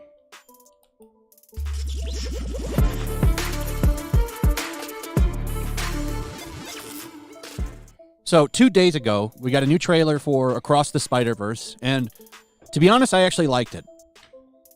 Really? What? You like the trailer? What? Okay, let's go. Being an asshole. I don't mind Miles Morales, even though I like to mess around on Twitter. But we are going to talk about him today, and some of the criticisms that people put out there about him, because I think that some of them are fair, actually, and even the mainstream comic book sites are starting to admit these problems. Now, one thing about the Spider-Verse movie, So if you aren't familiar who his Yellow Flash is, he's like the video we did not too long ago with Clownfish TV. They're a group of people that was like, no, diversity in comics is bad. And ironically enough, they whine and complain that they got called out because you're only complaining about it because it's a woman or it's a person of color. And no matter how long these people have been around or how long we've had examples of other people of color or women being in comics, you just think that these people can't do it because reasons. It's all because reasons, and it makes my feelings hurt that I have to think about something different. But let's go. That I just want to point out, as well as the PlayStation video game, is those have managed to make him more popular than the comics ever did. His comic book sales have never been hot. I just want to put that out there because. So, wait a minute. I know you're using the argument ad populum, because this art it has to be popular because they're pushing him out, by making a video game about a character that's been around forever. Like Miles Morales has been around since what? The early 2000s? Here, when was Miles Morales corrected? He may be the late 2000s, early teens.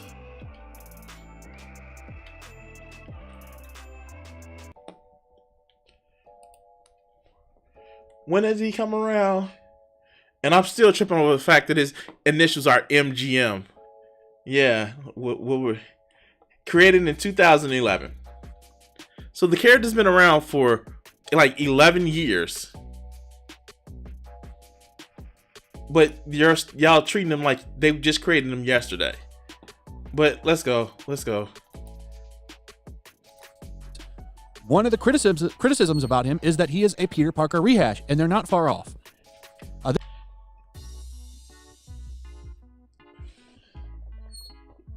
No, his parents are alive. I know that's a low blow. But in what way? Is Miles Morales Peter Parker rehash?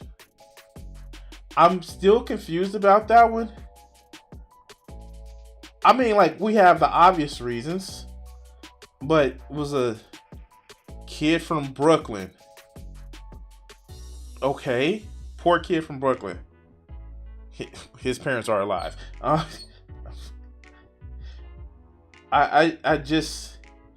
I'm confused of how he's a rehash because he has spider powers. A lot of people in the Marvel universe come from poor things. Like, you can say that Octavius is a Peter Parker Dark Reflection. You can say that, god damn, he has friends. And he has friends that knows he's Spider-Man. I don't get that he's a Peter Parker rehash. Is Peter teaching them about how to be Spider-Man? Okay. All right, let's go. This trailer, by the way, looks pretty interesting.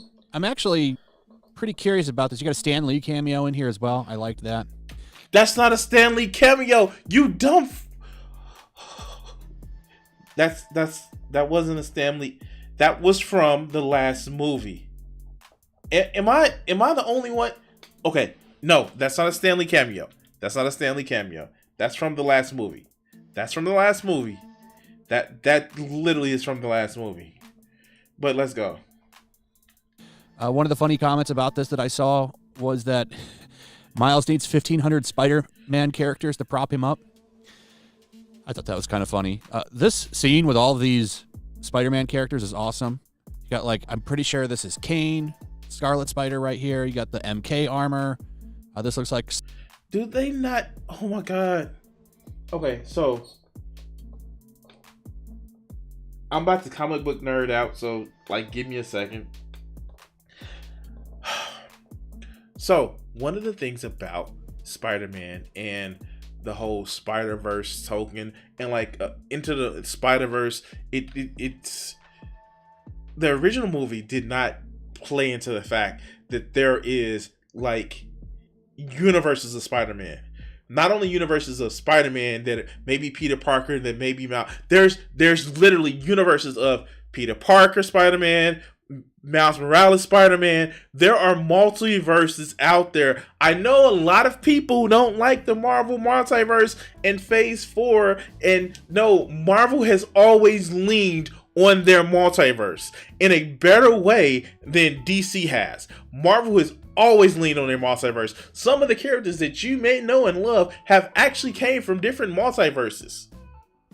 Cable, he came from a different multiverse. He's not the same Nathaniel Summers or Nathaniel Gray that lived. Is he the same Nathaniel Summers? Yeah, actually he is the same Nathaniel Summers that came from 616. Marvel does his multiverse a lot better than DC's. And for you people who just now started getting into Marvel because of the movies, that's great. I love you guys. That's fine. But comics are weird. Different shit. And I get it. Like, they've basically said in Marvel, like, you have to see all the movies to understand how all of it makes sense, or you like a pissed off comic book nerd that can't buy all of the comic books. I get it. You are now dealing with the suffering that we all had to deal with as a comic book nerd. But like, no. And then the Spider-Verse itself was way better than what you actually see. They like aside from the main joke about Liv being Dr. Octopus and Aunt May kind of like being romantic together, which, spoiler alerts, Dr. Octopus and Aunt May have literally been lovers multiple times. And the joke in the Into the Spider-Verse was like a little Easter egg about they was fucking around before, but like they didn't feature like the real Spider-Verse. They went in a different way. I'm not gonna say the real, but they didn't even feature the comic book Spider-Verse. They went in a different direction, which was fine.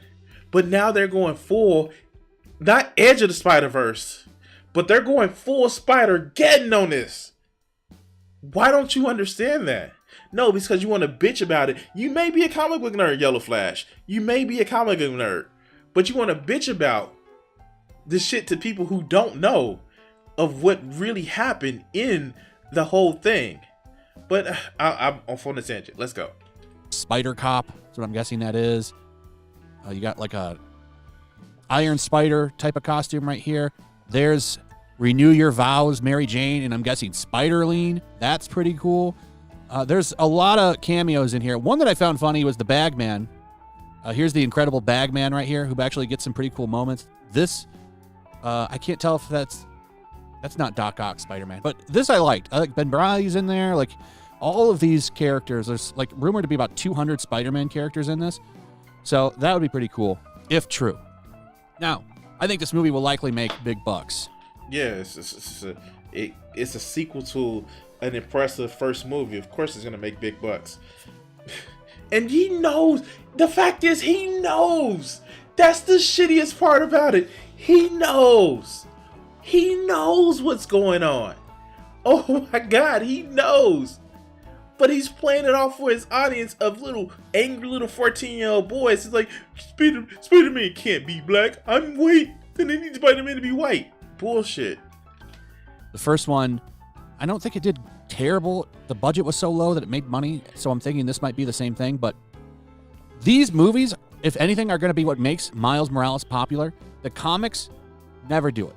The comics, the character just isn't working. And a lot of the problems with the character over in the comic books is that he doesn't have his own sense of purpose. He comes off as a Peter Parker clone. He even fights Peter Parker's villains, which, I mean, shouldn't he have his own rogues gallery by now? He's been around since, I want to say, 2011. Wait, no, he's part of the Young Defenders. They literally, like, I know they hated, like, and I don't even buy comic books. This is the shit that I just watch off of the YouTube comic review channels.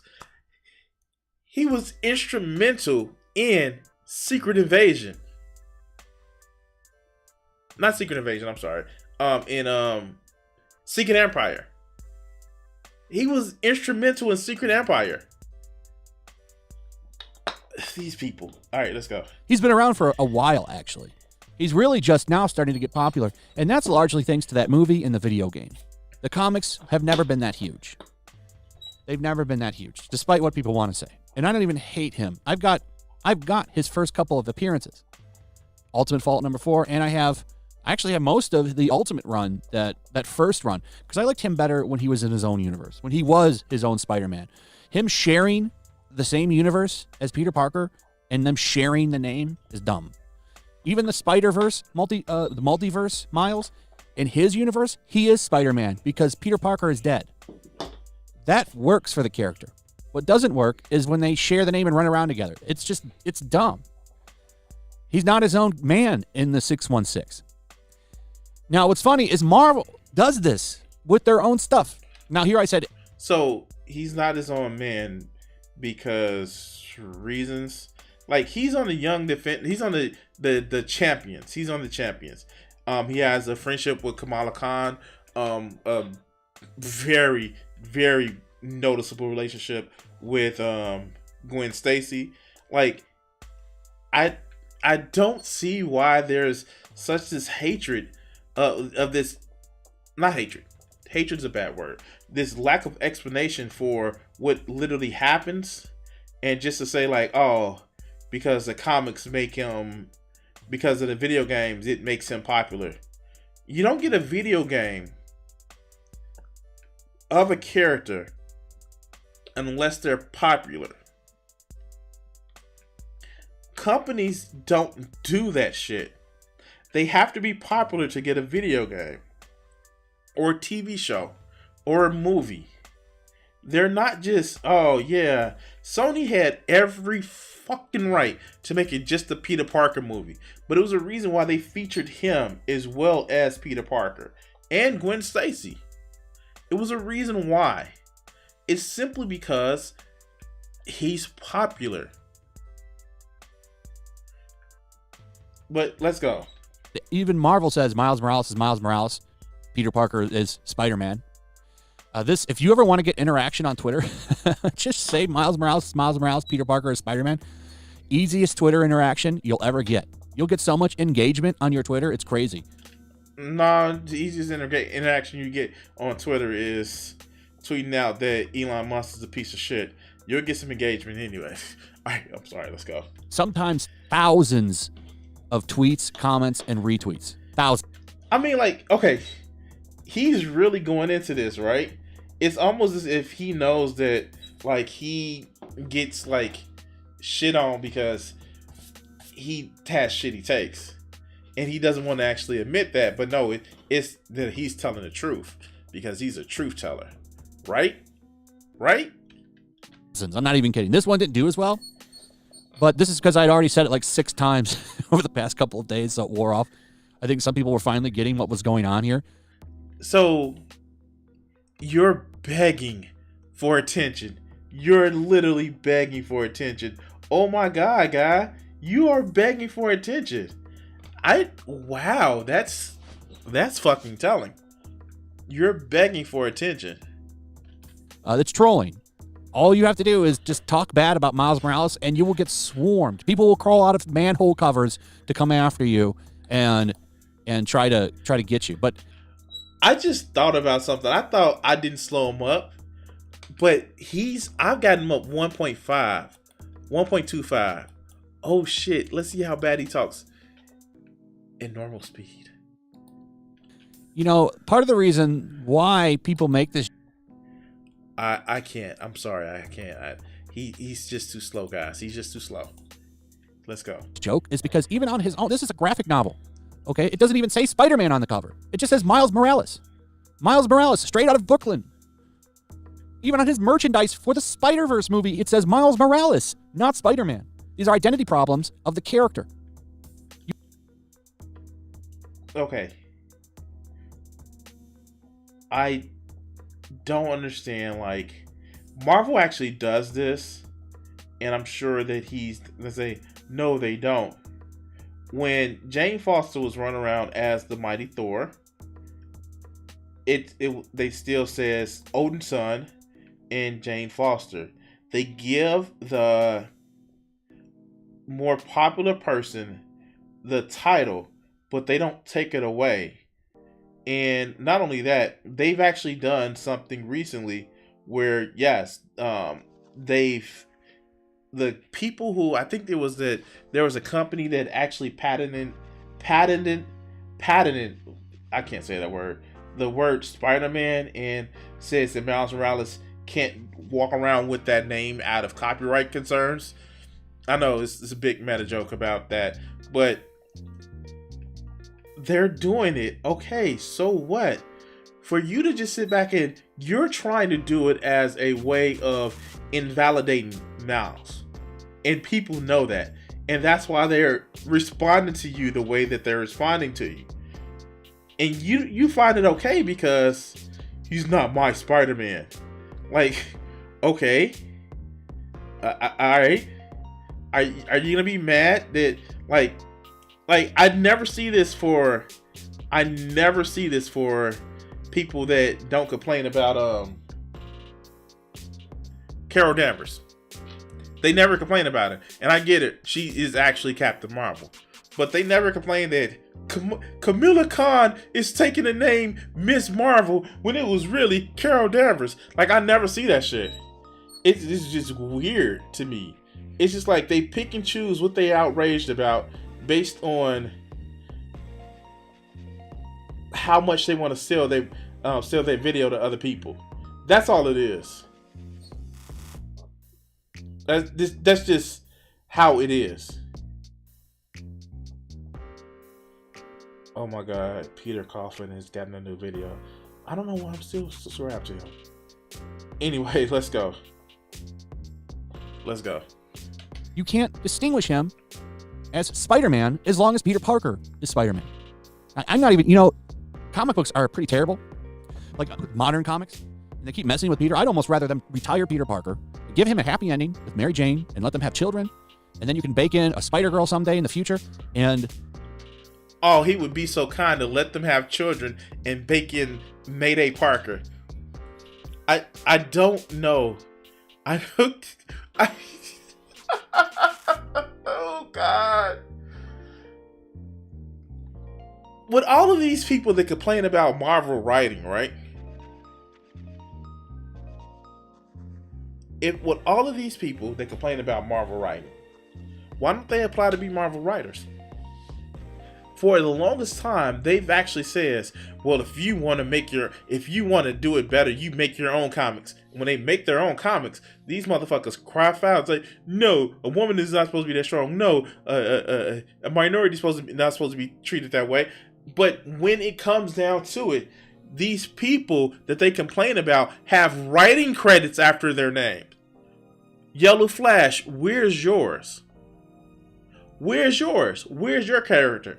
I'm right here, right now. I am making a character. As distorted and deformed as it is, I am still making a character. Where is your character creation? Instead of bitching and whining on the internet talking about how this character isn't really as popular, even though people like it. They're just being force fed, and the movies are making them popular. No shit, Sherlock. They made a movie, made a character popular. They got to glow up. And still mad that he has the Yellow Flash like he's as smart as Minato actually is. But let's go. Which has already happened, by the way, and is a great run. And then, Miles could be Spider-Man. You can do whatever you want to him. And what he fails to realize is that when they did retire Peter and give him a happy ending, people hated the shit.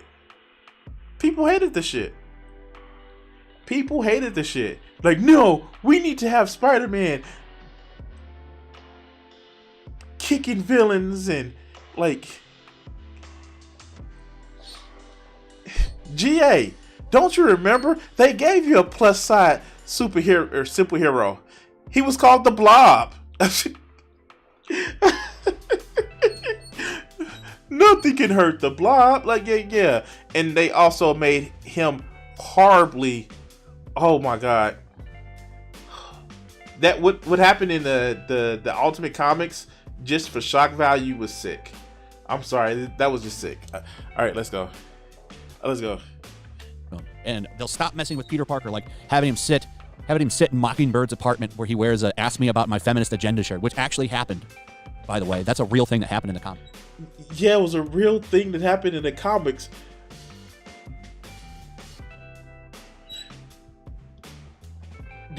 It was a joke, dog. It was a joke. I don't know if that's when they were actually fucking, because, like, yeah, like, he was fucking Mockingbird. He was fucking Mockingbird, and he was wearing her shirt because he didn't have clothes. I don't know if that was before or after they were fucking, but he was in a woman's apartment and he didn't have clothes, and she was fucking with him by giving him that shirt. That's something that happens. Like, I get it. Like, you know, if somebody's letting you wear their clothes, they probably want you to see them naked. I get it. Like, if there's no relations to you and they're giving you clothes to wear, they probably saw you naked, man. I get it. I know it's hard to explain to somebody who doesn't understand that. And the fact is, like, in that, while he had that shirt on, in that scene in question, she was flirting with him. I don't know what to tell you, man. She was flirting with him because she wanted to see him naked. And let's not forget that it's almost as if, I don't know, Peter Parker has always been somebody who's low-key was sleeping around more than Tony Stark. Peter Parker has had more women that he's had fun with than Tony Stark. I don't know what else to tell you. That's something that has happened. Black Cat, Mary Jane, Gwen Stacy, who was that other chick? Betty Brand is that Betty Brand? Or am I thinking of Psylocke? But Mockingbird, like, Peter Parker isn't somebody who just, I don't know, can't get a woman. Like, he gets women. And it was a time where literally he was dating Mary Jane, and Black Cat was like, she was like, you're gonna take care of him out there, like, as if like they were fucking on the rooftops while they were doing patrols. Like, Peter Parker, he's a fucking nerd, but he still like, it was literally a character that was created to say that every time they got around each other, they slept together. The only person I don't think he slept with was Jessica Drew. But hell, shit, fuck, Jessica Jones wanted Peter Parker. I'm sorry, it's just, oh, okay, I'm sorry, comic book nerd. But even in this article, which is funny, this is a Screen Rant article. This is normally an outlet that would say he could solo a Dragon Ball character. They're saying, hey, he's got an identity problem because he fights Peter's villains. And in this issue, in the yet again another Spider Miles reboot, because he just had a series, I don't know what issue it went to, but the sales went down the tube. So once again, they had to reboot it. He got another #1. They do this with Captain Marvel too, by the way. They'll reboot the characters' books so that they can spike sales again. And it works. Are they going to talk about how fucking Scorpion fought Eddie Brock? Are they going to talk about that? I just like, I remember that Scorpion fought Eddie Brock too. It's a universe. All of these people hang around either San Francisco, I don't even know LA, but San Francisco or motherfucking New York City. Are you gonna be mad that, like, sometimes Daredevil fights the Punisher, and sometimes the Punisher fights like other people's rogues galleries? Are you gonna be mad at every time that Doctor Strange fought Doctor Doom or teamed up with them, or when Tony Stark was like friends is friends with Doctor Doom? Are you gonna talk about that, or are you just gonna be like, yeah, he's just fighting? Like, oh, okay, like, wow, this shit, it just makes no sense to me. Okay, I'm sorry. Let's go. Because people love number ones. So in this, like, Peter Parker's not in it. He's fighting the Scorpion, and the Scorpion says, "Was the real Spider-Man busy so that he had to send in the Junior League?" Which is funny, like, you know, and it's true. It's funny to see them admit that it's true as well. And down here, it points out this was surprising to read. Miles Morales has amassed his own group of supervillains. Not really. Who's an iconic villain that he fights other than Uncle Aaron, who's just another version of the Prowler? Wait, what? So, wait, not only...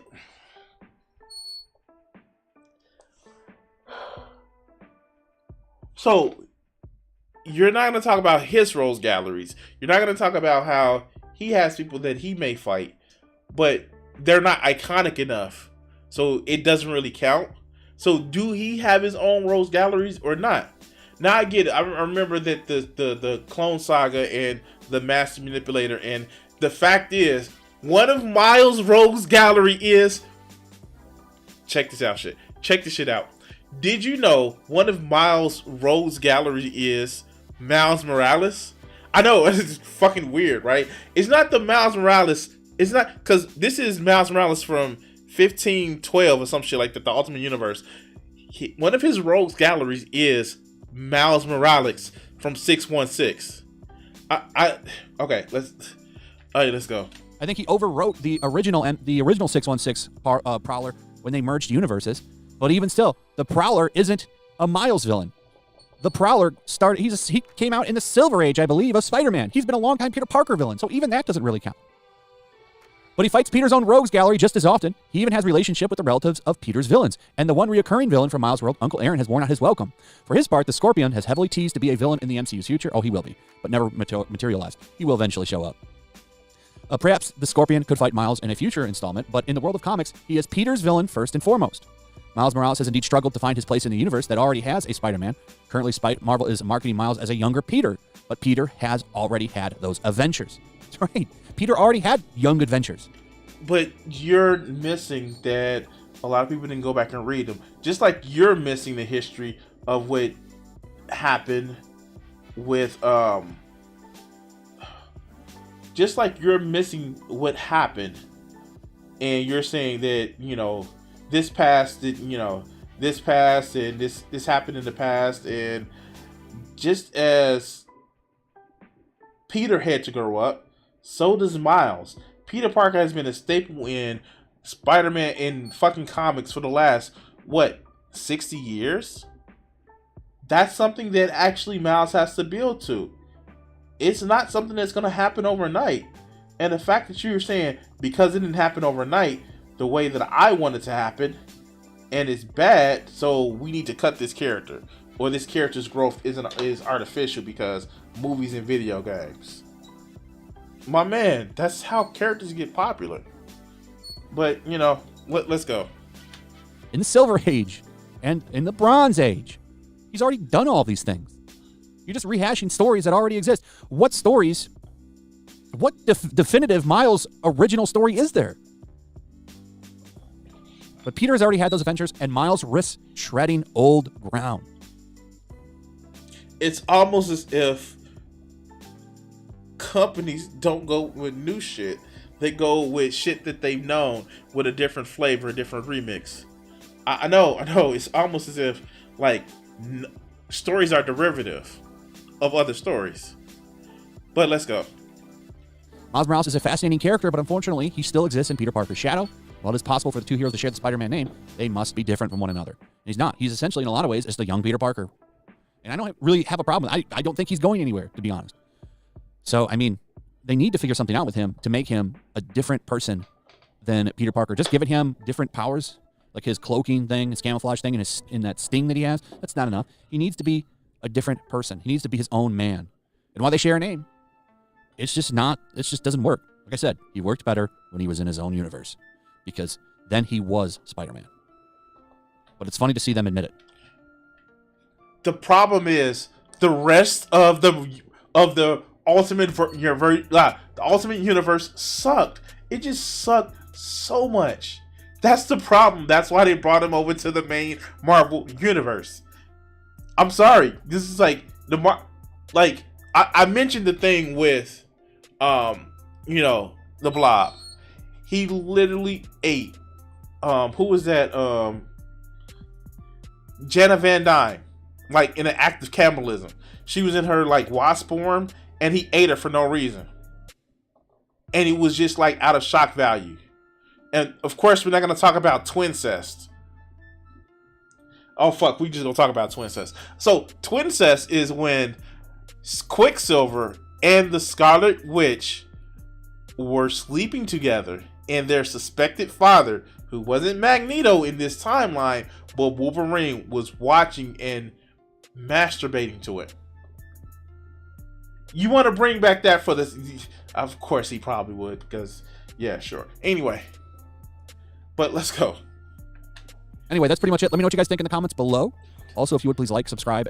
I think that you are somebody who are basically, you want to actually just have comics what you think comics should actually be, even though it's not work for everybody.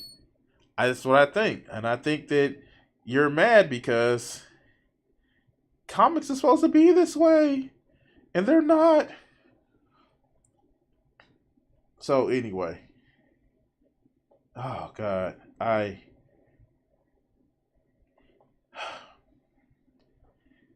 Like, share, and subscribe, people. I want to say thank you for watching this clip, and it help out the channel if you can like, share, and subscribe. I also have a Patreon that you can actually donate to, or you can donate it one time to a PayPal. I want to say thank you for everybody who's watched, and share the video.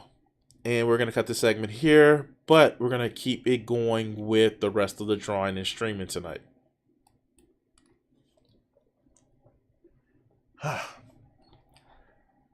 You know what's funny? I feel bad for a lot of these people, right? Because it must just hurt to like have your life just governed by just making videos that just are about hate. Like, I get it. Like, pot calling kettle black, but I don't just think my videos are, I don't just make my videos to say I hate this person and I need to make it, but just like, what media do you guys really enjoy, right? Like, do you guys really enjoy this media, or do you just like think that it's all woke trash and all that other good bullshit? Like, I don't know, maybe it's just me. I just think that a lot of these people, when they make this shit, it's just like, well, no, I have to complain about it because I have to complain about it. And it's just like, do you really? Do you really?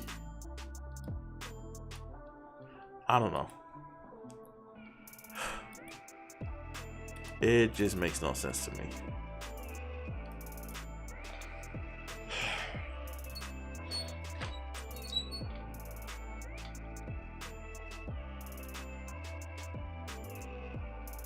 I think I like the way this looks, or this is looking.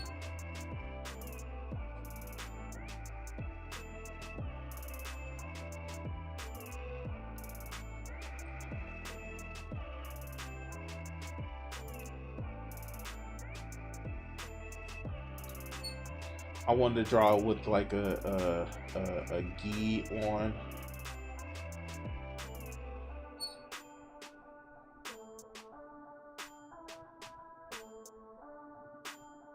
And I think it's been a while. Like, I don't think I've done it with like any of my no, I did it with Rose, but like any of the Guardian characters where I've just drawn long hair, like with a ponytail, but yeah.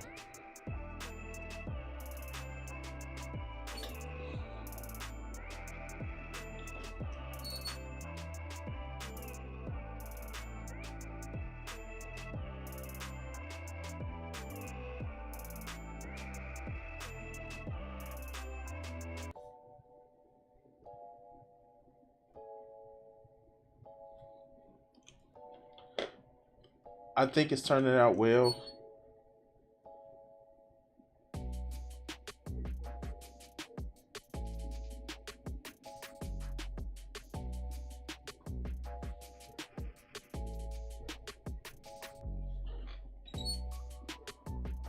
I'll work on this one later.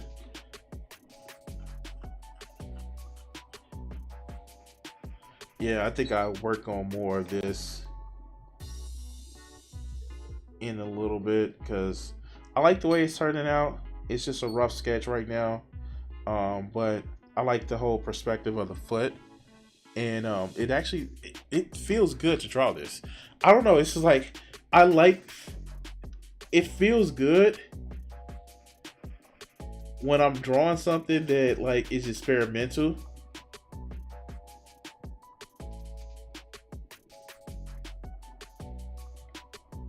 It just feels good. I don't know. It's just one of those things for me. Anyway, my picture tube. I guess it's maybe the circuit board that actually causes the colors to go crazy. Anyway. Wow, okay. That works well. I want to actually bring up something here. So, as you guys may know, I actually have a DeviantArt page.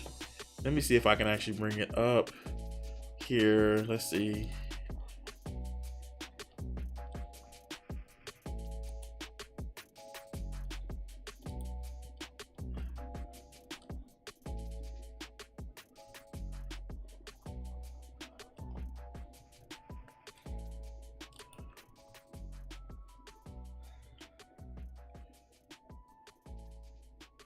All right.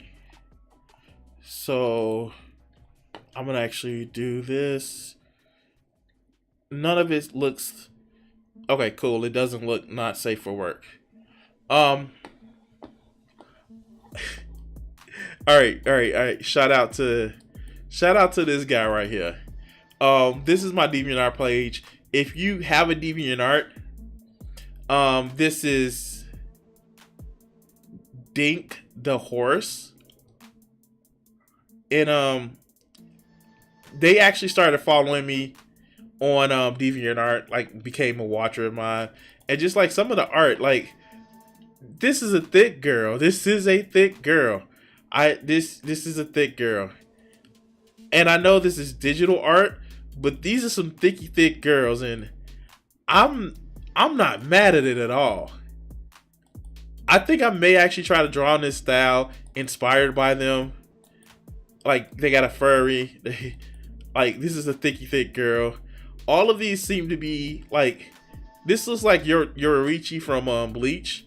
I like, this is the thick girl. Like I appreciate this. And yeah, no, this is a thick girl. Wow. That's interesting. And just the articulation is just like really fun. And I just like, I saw this, I got expired. This is just like, yeah. I thought this was actually just, not just looking through some of this, like, it's nice. And you can tell this is digital art. But like, this is actually nice. And I just wanted to shout out this artist. Here, let me put their shit in the chat.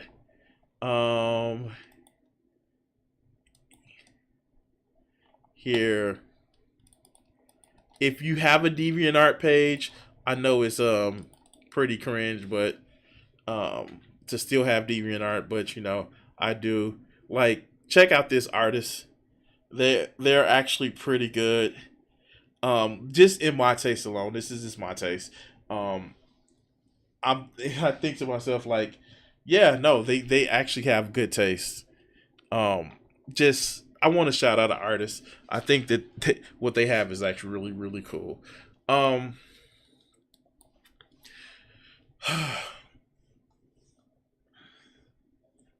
right. As a matter of fact, let's work on something else. Let's work on something else.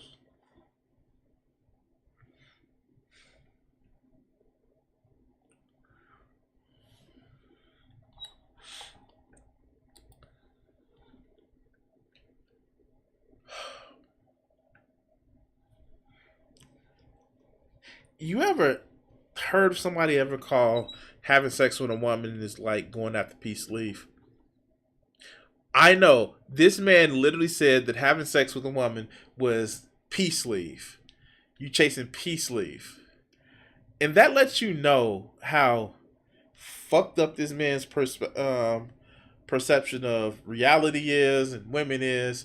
He said women shouldn't wear yoga pants because it gets him horny and he can't control his lust. He's also said that he got married and had kids to move up in female college coaching of basketball, which is weird.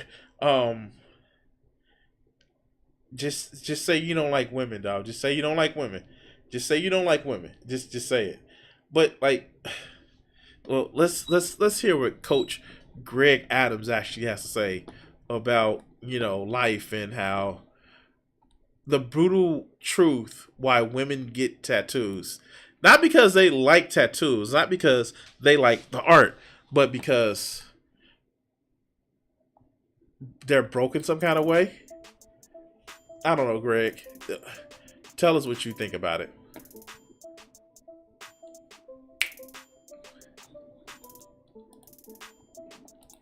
Oh, we got to turn it back up. Let's go. Let me give you this story right here. This is going to go to you brothers who like women with tattoos. All right. Women with tattoos. Oh, man, we're going to talk about this one because somebody shared something on my CoachGregAdams.locals.com, which is the members content. I've been talking about this for quite a long time. Tattoos. You know what? As much as I really, really like it, I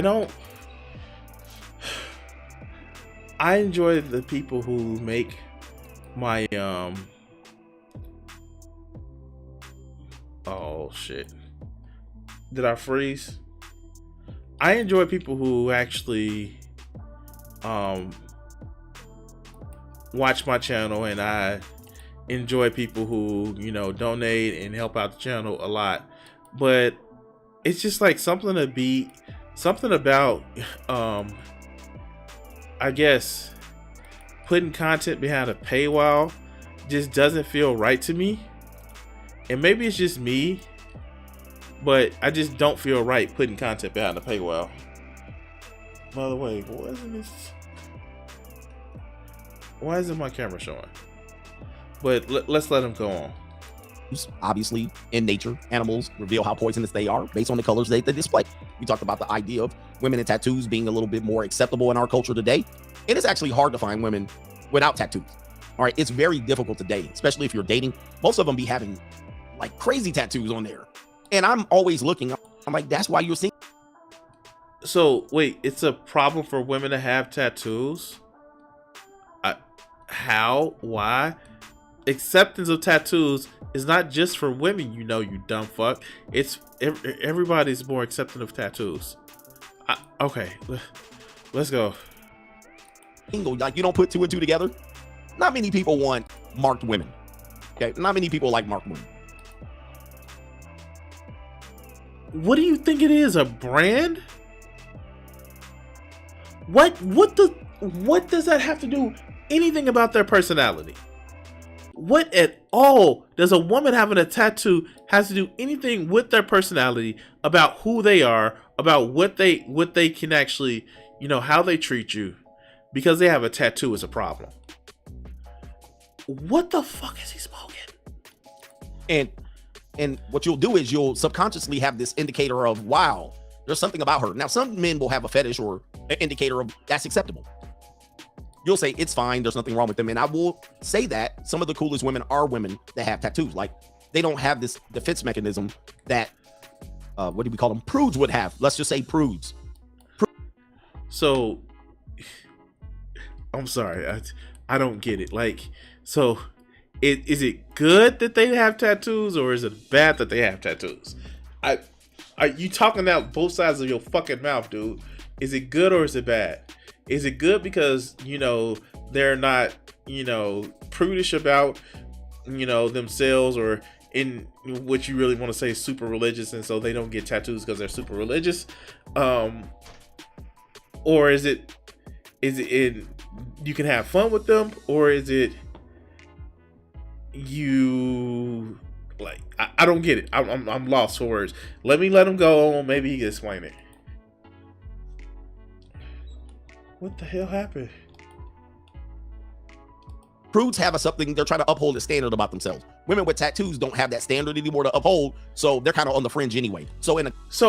Oh, I get what he's saying now. He's saying that women who have tattoos don't have any standards, so you can sleep with them easier. Which, what? Like, I know a lot of women who have tattoos that have standards. That's not what that means, dog.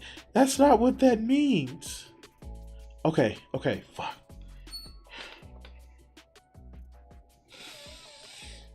Oh, God. Let's let him continue. The conversation, you'll be cool with them. They'll be more cool and, oh man, she's cool.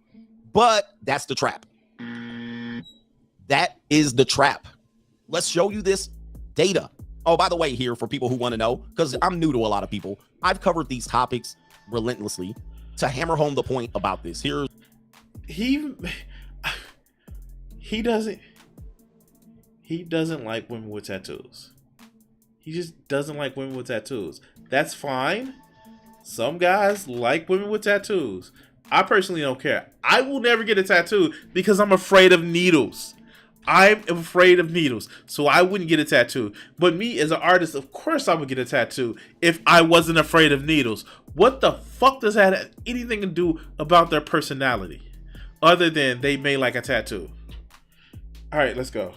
If you look me up, ever since 2018, 2019, I've been talking about this. All right. Even on the Ask Coach Greg Adams channel, should I get a tattoo to get these hotties? Should I marry a woman with tattoos?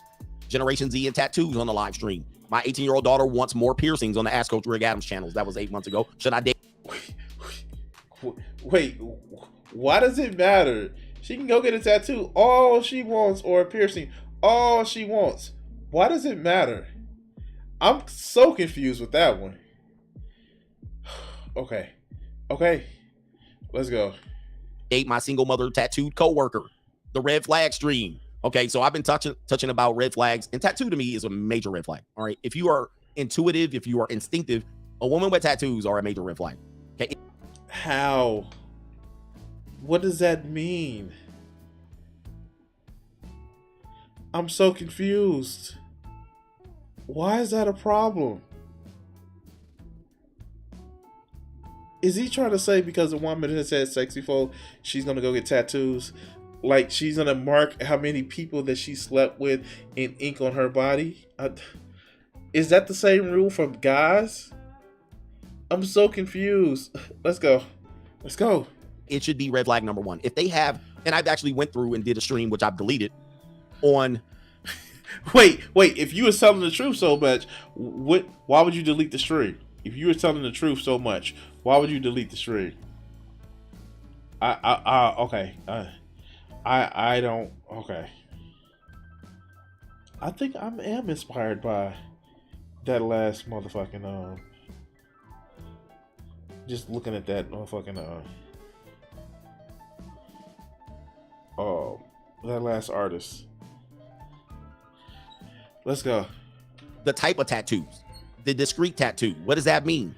The helter-skelter tattoos, meaning they don't make any sense. She got a tattoo right here. She got a tattoo right here. She got a tattoo on her ass. She got the tramp stamp. She got a tattoo on her leg. That's not what helter-skelter.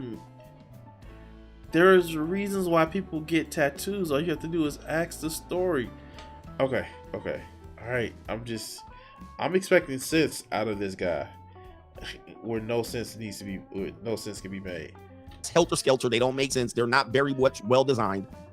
What does that mean? And then I have the body art tattoo. What does that mean? Okay, what does that mean? They think their body is a canvas, and so they need art. Like, the fuck? Like, that's a thing that happens. All right, let's go. It means something. And let's show you the data. All right, you want to see the data? We always come with proof here. Pause. It says right here, our tattoos, again, Generation Z culture seems to have embraced this, but what they don't have, let me just say this. This is important. Oh, all right, come on. He's about to break us some truth. Let's go. What's important? Young millennials and Generation Z have gone to the route of, hey, this is normal. As a matter of fact, half of Generation Z and millennials have tattoos, especially women. Half of women in that age group have tattoos. You say you bring stats. You bring facts. Can we see a source, my guy? Can we see a source? Can we see a source, my guy?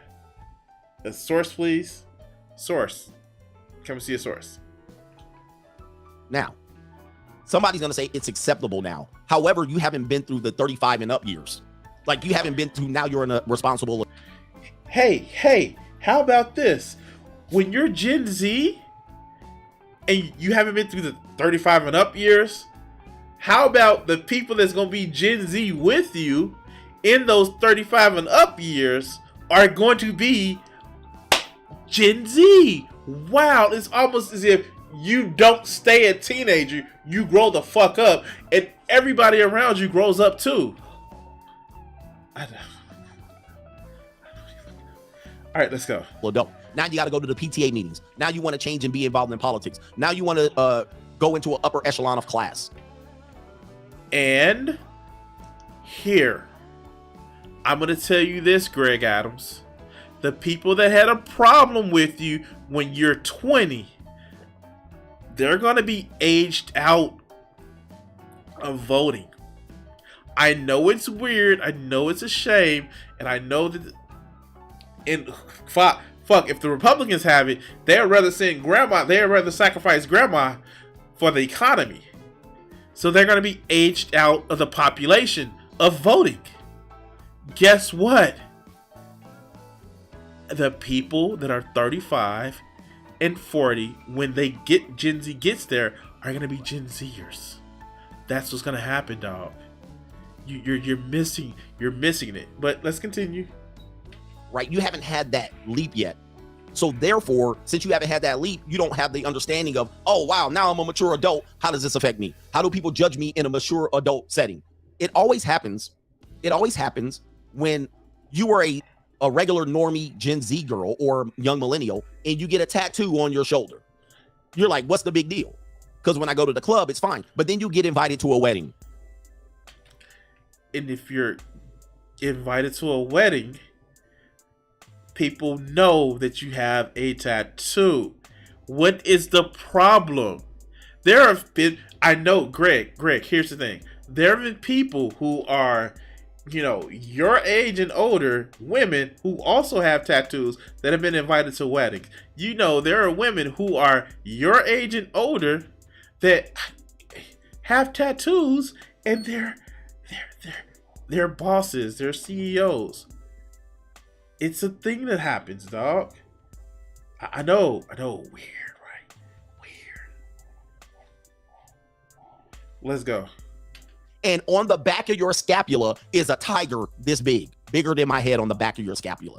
But you gotta wear, as a bridesmaid, you gotta wear a strapless dress.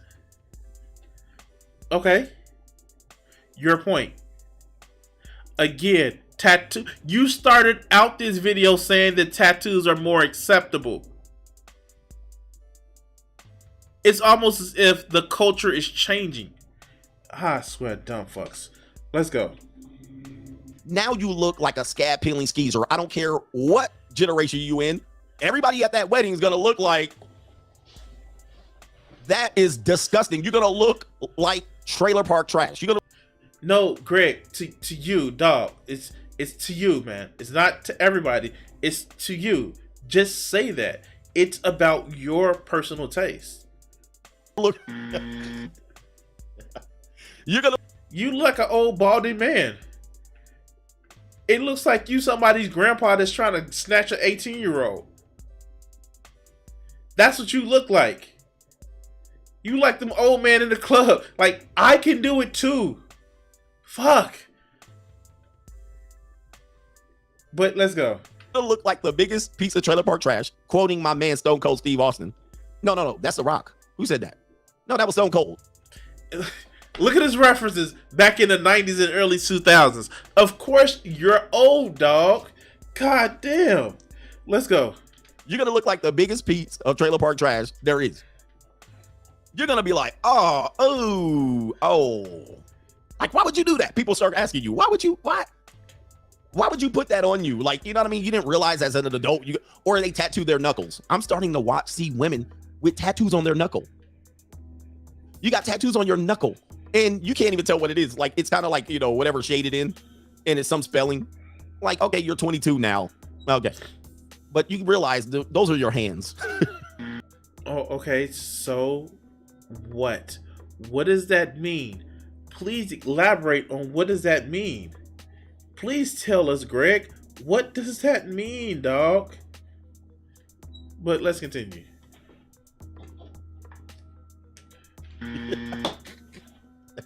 Like, you're always going to have that on your hands, bro. Like, you're always going to go out as a mature adult and you're going to be wanting to be taken seriously, and they're not going to take you seriously. I don't care what your culture thinks about it now when you're young. When you get older, that is not going to carry over. You're not going to have people that it's going to be to your detriment later on. People are going to be less open-minded. He's talking to these women as if his audience is made of women. They're not. His audience is made of immature, lonely ass 14-year-old boys, and ironically, old 40-year-old men that are dealing with divorce and are mad because the young women aren't dressing like they want them to. But let's continue. It's kind of like you're liberal when you're young. Hey, everybody should have fairness. And then when you get older, you like, F them people.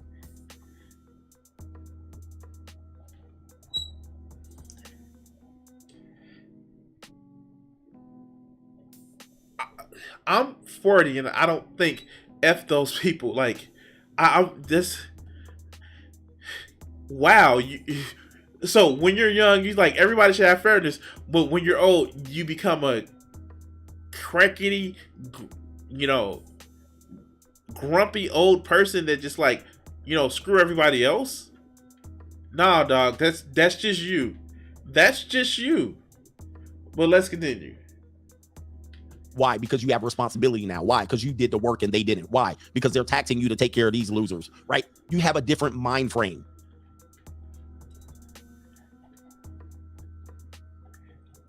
How? Yeah, of course. Only somebody who actually thinks like that would actually believe that shit. Because here's the thing. Yes, you get people who have had responsibilities and just start thinking like, well, I did it and how come they can't do it? But if you're so caught up in your own little world, your own little idea of what things are and how things should be, but you're not seeing things for what they are, then you have a problem. This is what I don't like. Coach Greg, how old is he? How old is Coach Greg Adams?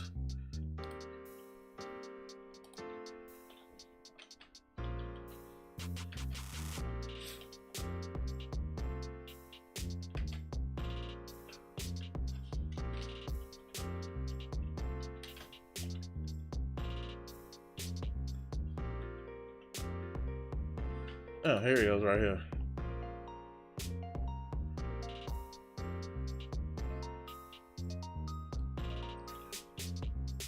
I don't want to go to his stupid website.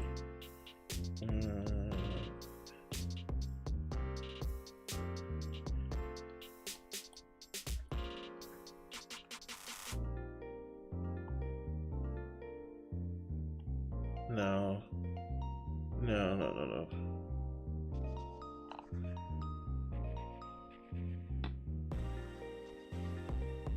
Please don't scroll past this woman that this is Sunday, December as draws close, I may ask you to reflect on the number of times you visit the website. I don't have it, dog. I wish I did. And I can't do that on stream.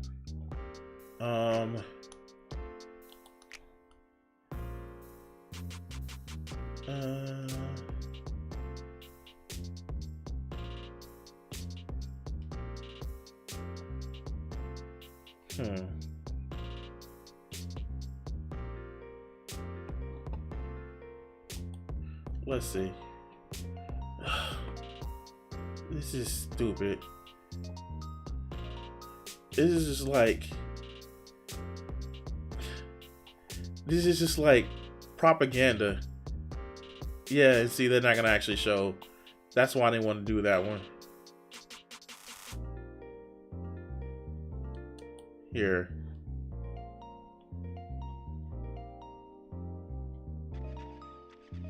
So he's part of the baby boomer generation. He's part of the baby boomer generation.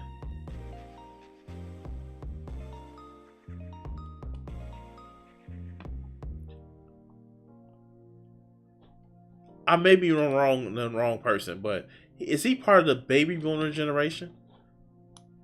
Please don't tell me that he's part of the baby boomer generation.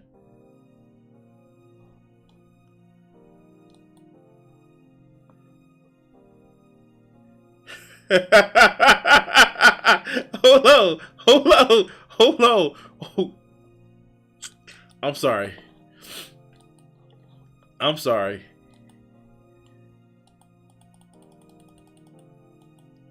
Nerd. I'm sorry, I had to do that. I'm sorry. Okay. I'm sorry. Okay, I'm sorry. I had to do that. No, he didn't. Okay, I'm sorry. It doesn't say when he was born. He doesn't say when he was born. But is he part of the baby boomer generation?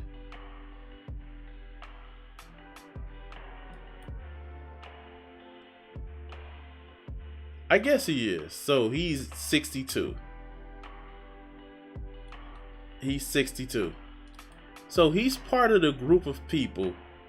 He grew up in the time where, you know, unlike us millennials who haven't been able to see the same gains as our parents, he's grew up in the generation where, you know, things went nothing but up, and Ronald Reagan has like really screwed over the millennial generation. But you know, you need to work for your shit.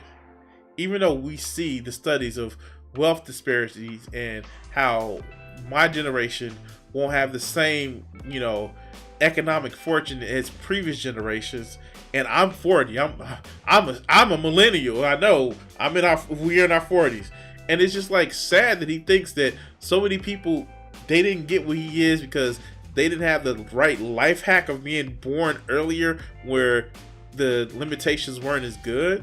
I mean, like, I can't just marry my way into like having a wife and family. All right. I can't just marry my way into like having a wife just so I can make my basketball career go up. Like, yeah, sure. But let's go. And you're going to have a different mind frame. Trust me. You're not going to think young when you get older. And you put tattoos on your knuckles, you're going to lead with that every time. Right? You're not going to like Pookies and Ray Rays all your life, right? And that's you. Eventually, you'll want a nice guy to settle down with, right? And that's you. And then you got tattoos on your knuckle. What happened? Does he think that he's funny? I'm sorry, like, my man, do you think that you're funny because you get some sound clips? Dude, I need to let you know that that's not how it works. That's not how any of this works. See, I do video, so I am funny. All right, let's go. But no, he has this thing where, like, why do they think that women are gonna eventually mature, but guys don't eventually mature?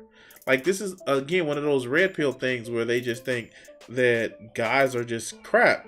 And again, he's making videos and talking to women as if his audience isn't mostly men. This is the shit that I don't get. All right, well, let's go.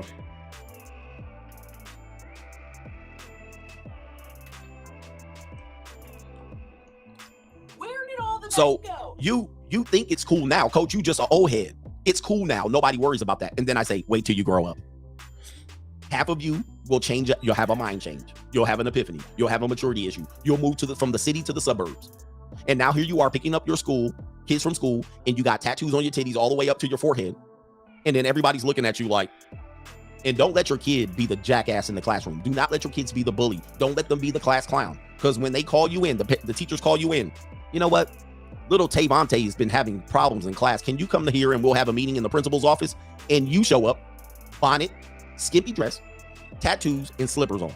That's how you show up. Wait, why do you think that a woman would do that? What type of people are you hanging around with, dog? What type of women have you associated yourself with? I'm sorry, I don't like. Even the women that I know that are still hood, that are still like partying, that's like 35, 40, they still having their fun times. They still know how to dress for professional occasions. I know somebody right now, who is clearly somebody who likes to have their fun. And they still know how to have interview speak. Do you not get that? But let's go. Pick up Vontavious. They gonna look at you and they gonna say, that's exactly why. Listen, judgment is judgment. You can try to avoid it or not. They shouldn't be judging me. They're gonna judge you. They're gonna look at you like this. They're gonna be like, this woman got tattoos all over her body. She got and again, if it's part of more acceptable culture, why does that matter? Again, you're starting this off as if it's gonna go backwards. Guess what, you dumb fuck? Progression keeps going. I can't. Let's go. Tattoos on. See, guys, I tell you this because this is what happens. This is what's gonna happen, and they're gonna rightly or wrongly prejudge you. It is what it is. They were like, God dang, no wonder he's the class clown.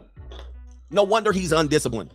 He better be damn near, what's the dude's name from the Seahawks? He better be Richard Sherman at Compton Centennial 4.0. By the way, that was never mind. You might watch my show. So anyway, let's show you the data. Here it is right here. This was conducted in 2019. Are tattoos associated with negative health-related outcomes and risky behavior? Now, they did the data. To hell with you to be like, well, no, this is blah, blah, blah, blah, blah, blah. Y'all start shuffling. Let's read it.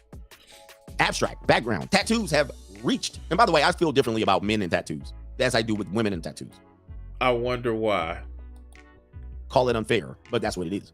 Tattoos. Oh, he's just calling that a double standard. Okay, cool. Tattoos have reached broadening mainstream acceptance. Medical professionals and societies have noted that tattoos may co-occur with high risk behaviors. High risk. I'm sorry, I butchered that.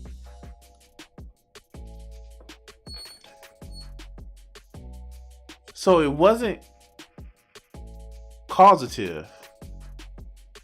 It was correlative. That's what you're saying, dog. It's not even that it's causative. And of course he didn't like really understand the study. And this is actually a background of the abstract. Let's see. I know Vegeta probably still isn't in the chat right now, but I would ask him to bring up the link. But let's see if I can actually bring up that article that he has. Here. Let's see.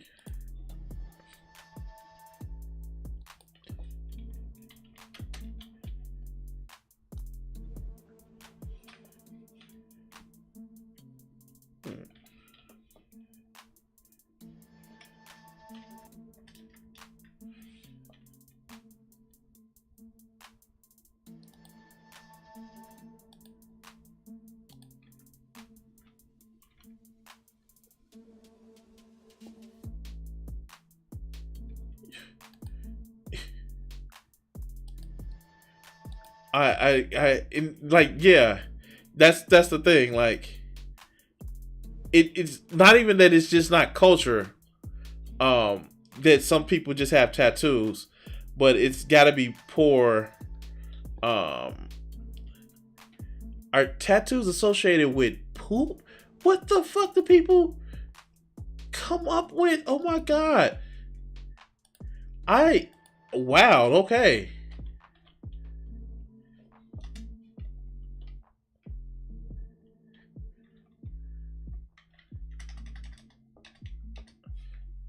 Behavior. All right. Just bringing this up, and let me just bring it up to the full screen.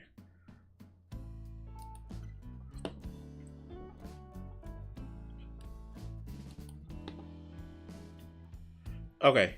Tattoos have grown in popularity. This is medical news today, so I think that they just all took the same article and just made it different. Tattoos have grown in popularity. Like, this literally is reading the same way that he just read. Tattoos have grown in popularity dramatically over the recent decades. A new survey-based study investigates whether they have any associated risky behaviors or adverse health outcomes. In 2000, when is this written?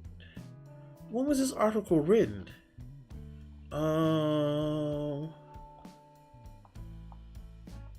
It does not say here. 2019. So this was written in 2019. All right, so let's go. Here. In 2003, just 16% of people in the United States had a tattoo. By 2015, the figure had grown up to 29%. In some demographics, the rates are even higher. For instance, almost half of millennials now have a tattoo. In the past, some people consider tattoos a rebellion against the norm. People thought they were a signal to risky behavior and an increase in health risks. A report published in the journal Pediatrics of 2017 reads that in retrospective analysis from 2011 to 2008, tattoos associated with alcohol and drug abuse, violence, and weapon carry, sexual activity, eating disorders, and suicide. Investigating Inc. However, the tattoo spike in popularity has diminished some of the negative assumptions. I'm going to read it again. However, the tattoo spike in popularity has diminished some of the negative assumptions as the authors of the report of Pediatrics continues. The scientific link between tattoos and risky behaviors is less consistent today. Earlier research in Germany connected wearing tattoos with mental health issues. Other studies have linked them to an increase in sexual activity, among other things. Evidence, though, is contradictory, and researchers often find it difficult to interpret it. A new study published in the International Journal of Dermatology takes a fresh look as getting ink becomes more commonplace and attitudes towards tattoos shift. The authors wanted to draw an updated picture of today's tattoos populations. Specifically, they focus on health-related outcomes and risk behaviors to investigate. They used data from a survey that research conducted in July 2016, a total in where 2,800 participants, of all whom were living in the United States. The survey indicated questions about medical diagnoses, preventative health, both physical and mental, drug use, sexual activity, and sleep quality. The survey also noted that how many tattoos each participant had, how visible they were, and whether some people might consider them offensive. In their analysis, the scientists also controlled for the range of demographic characteristics such as race, education level, and marital status. Researchers found that the tattoos were more common in people who were married or divorced than those who were single. Wow. Sounds like a stable relationship, or at least a sign of a stable relationship. Individuals with lower levels of education were more likely to have a tattoo. Heterosexual people were less likely to have a tattoo than homosexual individuals. 29.9% and 41%. So a little bit under 12%. However, when it came to physical health, they did not show any strong relationships. Mental health. 30% of respondents reported having a mental health diagnosis. Of 42% had a tattoo. In comparison to those who never received diagnosis, 28% had a tattoo. Sleep. These are Okay, all right. Let's get back to what Greg Adams says. Damn, this motherfucker's dumb.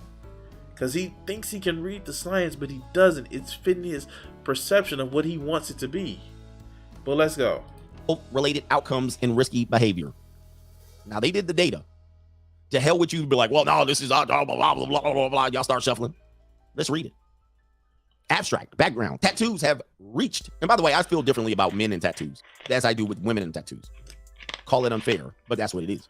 Tattoos have reached broadening mainstream acceptance. Medical professionals and societies have noted that tattoos may co-occur with high-risk behaviors. High risk. I'm sorry, I butchered that. They did a methodology using a variety of statistics applied to a sample of 2,008 adults residing in the United States via Amazon's Mechanical Turk. I don't know what that means. We established the association between tattoo characteristics, 3 health-related outcomes, which is overall health status, ever diagnosed with mental health issues and sleep problems, and 3 risky behaviors, such as smoking currently, ever spent time in jail or prison, and numbers of sexual partners. So they were looking at these people, and they took these people, and they took all of these possibilities. Results. I know you don't want to hear this. And by the way, look, number of sex partners, smoking. How many times have you seen a person with tattoos not smoking? A person with tattoos obviously probably is going to be smoking too. So I like that they added that one. A person with tattoos, jail, possibly. That doesn't mean they just had a number, a point of data that they had to do. Oh my God, you're fucking stupid. It fits your narrative, so you think that you got it right, motherfucker. I'm sorry. I'm just sorry. I did not mean to go that. All right, let's go. But the other one was, wait a minute, hold on for a second. I minimized it. The other was, ever diagnosed with mental health issues. That's it. That was a combo. They combined that. And they also said currently, number of sex partners. It's telling of how much, like, I'm sorry to say this, but millennials and Gen Xers, a lot of people in Gen Z, millennials and Gen Zers, a lot of people in Gen X and older, they don't recognize of how much mental issues that they had. They don't realize how bad their mental health was because it goes undiagnosed. If you have to sit back and self-medicate being drunk one day of the week because your life is hard and you stressed out and you have issues, but you roll through it, you may have depression, dog.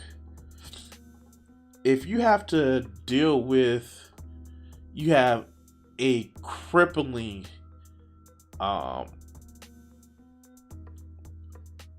dependency on religion because that's how you need to feel better about your life. You may have, issues. You may be having issues where, I don't know, you may need to see somebody instead of just talking to the invisible man in the sky. There may be some things that you may need to actually address. But a lot of people during the stigmatized mental health issues because they don't want to seem like they're crazy. Mental health is real health. But yeah, all right, let's go. For sex partners. All right, these are all presumption, but they're actually going to combine it.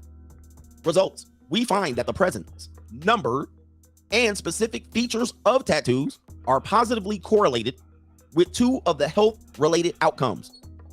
Number 1, ever diagnosed with a mental health issue and trouble sleeping. And it also positively correlated with all 3 of the risky behaviors. Which were currently smoking, ever spent time in jail or prison, and number of sexual partners. Meaning it was directly connected, more positive than not. Okay. And it says magnitudes are larger for those with multiple, visible, and offensive tattoos. Okay. offensive tattoos. All right, can you guys see this? Now, are you going to go into the numbers? Are you going to go into the numbers, or are you just going to read the abstract and not understand what the abstract is actually saying? And again, they're not even saying that it's causative of people getting tattoos. They're saying it's correlative. There's a difference. But let's go. Let's go. This is so stupid. All right, here we go right here. Conclusion. Our results suggest that individuals with tattoos are more likely to engage in risky behaviors related to those relative to those non-tatted counterparts, which may lead to health consequences. Dermatologists, which we know this, healthcare providers, which I'm sure if you wanted to get some life insurance, they'd be like, what's up with all these tattoos? And public health advocates should recognize that having a tattoo or tattoos is a potential marker for mental health issues and risky behaviors.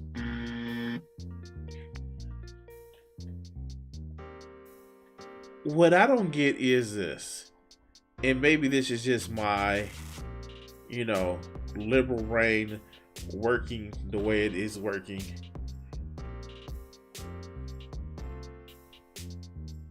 I don't see correlative. I see correlative, not causative. Not only that, but again, did he not just say that it's becoming more normal? And we've actually read the study read the outtake of the study where it's becoming more acceptable, and those negative associations are actually not as prominent as they were before. Now, he pulls this out, but he doesn't break down any of the time frame. He doesn't break down if it was more men or more women. He's just saying that, hey, if you have a tattoo, then you're crazy. He's not breaking down the age. He's not breaking down any of that thing of that nature. He's just saying that if you have a tattoo, then you're crazy or you're dangerous or you do dangerous shit. Nothing is breaking down men, women, age range. He's just saying tattoos bad. Tattoos bad. Tattoos bad. Tattoos bad. And this is what I mean. Like, you're trying to use science against these people, but you're not breaking down the science. But let's go. And that's you.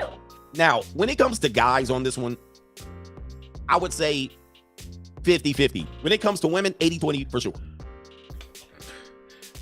Wow. Of course you're not biased. Of course. Let's go. 80-20 for sure. Okay. And there's various there's various examples of this down the line. I mean, come on. And I know people don't want to agree with this, and you're like, oh, come on, you're old school thinking, but they've done the research. I know people might think that's. But you didn't read any research. You just read an abstract. You didn't read the breakdown of it. All right, whatever. All right, let's go. It's not a significant group of people, but it is. He says 80-20. It is what it is. And I think especially when it comes to women, there's actually data that says that they're doing it because there's some pain. They've experienced pain or trauma and or mental health issues. And most of the time we're in a state where they'll admit it. And consequently, you'll see them with multiple tattoos. And you go, they're doing it out of they're trying to get rid of the pain, or they're trying to cope. Of course, he tries to be Mr. Armchair Psychologist. I don't get it with these people. It's just like, he's so fucking just like, he thinks he's so right.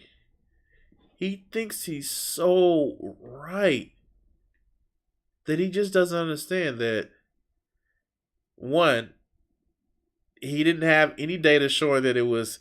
I know he says I brought data, but he didn't bring any data why it's more men than women and all this other good shit. He just brings it as like, of course I'm right. So don't question me. And that's not how this works, dog. But the people are not going to fact check them. The people are not going to fact check him because they believe his bullshit.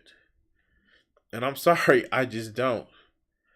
I'm sorry, I don't believe just his bullshit about the stupid shit he says. And I don't know. It just seems weird to me. And the bad fact is that capitalist society has led to more mental health issues than anything, especially late capitalism. But he doesn't find that he doesn't find that okay because when you get older, you're like, fuck those people. I pay my taxes. They should pay theirs. Like, yeah. Okay, again. I don't know. Just, oh God, this is just stupid. Anyway, we're going to like, share, subscribe, and all the other good shit. We're going to cut this video segment here. I'm going to continue one more video. Then we're going to actually, we're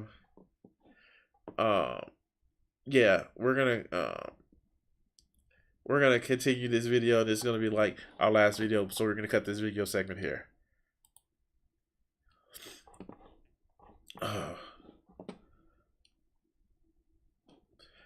Oh man.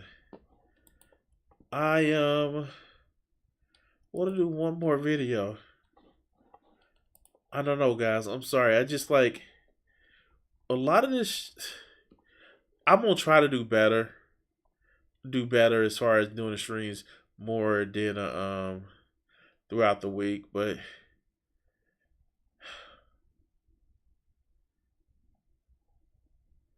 yeah, sure. I suppose to.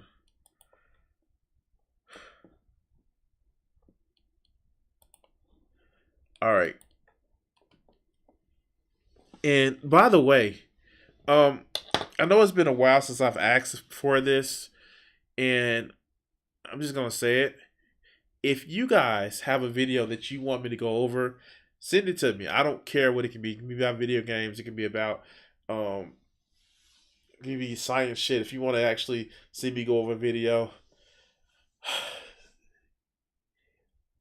I have a list of videos that I go over, but sometimes it actually is beneficial for you guys to send me videos. Like I do it all the time.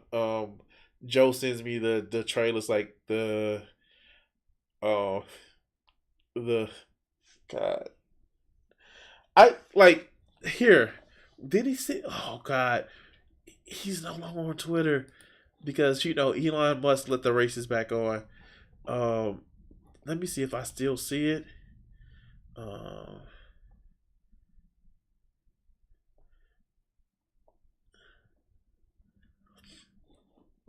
Let me see if I still see it.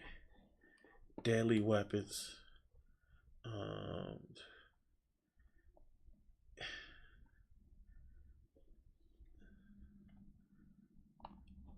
Yeah.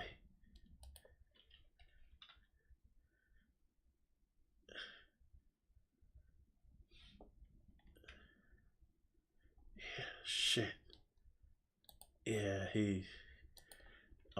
Let's see if I can actually just.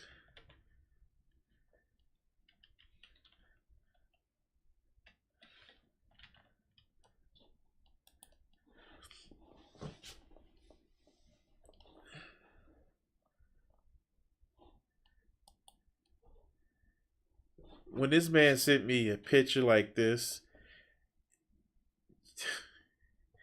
as a trailer to respond to, you guys can send me anything. This is the trailer that he sent to respond me to. Yes, this is on IMDb. Deadly weapons. The name of the star is named Chesty Morgan. Yes. So I will. It is fine for you guys to send me a video that I can respond to. All right. So. Oh my God. And Hut. I want to send this to a friend of mine. I really want to send this to a friend of mine. Yeah, that is a video where, like, yeah, if I can find this, where do I find this? Where can I find this movie at? This is like, where can I find this movie at?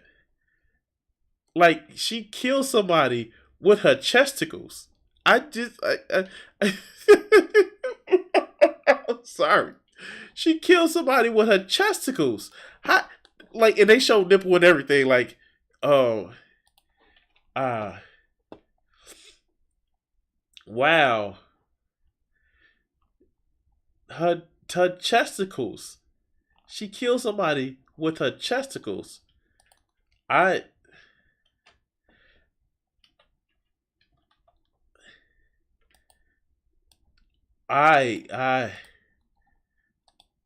don't even know, man.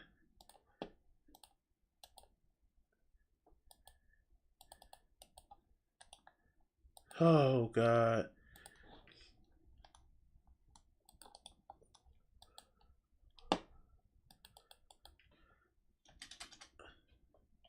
Hold on.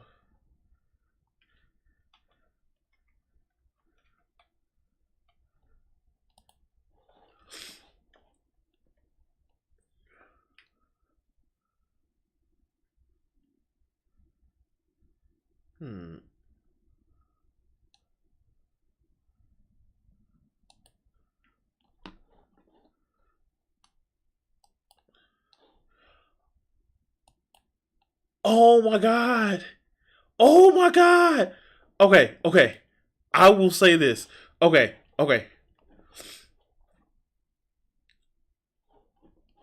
Here. So, if you don't know, there are certain things that you can actually, like, I enjoy hearing this, and I got this from Bo of the Fifth Column. There is a website called archives.org. This video is on archives.org. Holy shit, this video is on archives.org. We're gonna watch this in Discord. I'm going to watch this in Discord. I'm going to stream this in Discord. So if you haven't, like, we're going to stream this in Discord. I'm going to bookmark this page. We're going to stream this in Discord. Saturday. Oh, fuck. I can't do Saturday night. We're going to stream this next Sunday. Next Sunday night in Discord, we're streaming Deadly Weapons. This is going to be awesome. Join the Discord service. Wow. I'm going to. How do I bookmark? I don't need to bookmark this page. I actually have Internet Archives already bookmarked. Okay. Wow. Okay. That's what we're gonna do next Sunday. We're gonna stream Deadly Weapons. Yes. That is gonna be a thing. Wow. All right. Yeah, let's do this last video. And we're going to call it a night. The biggest, most powerful realization. Well, let's go. Oh, God. Okay, cool. Let's go. All right. So, this has been a fun 3-hour stream. Not like last 5-hour stream. This has been a fun 3-hour stream. And we're just going to do this and going to have some fun with this. Yeah. Wow.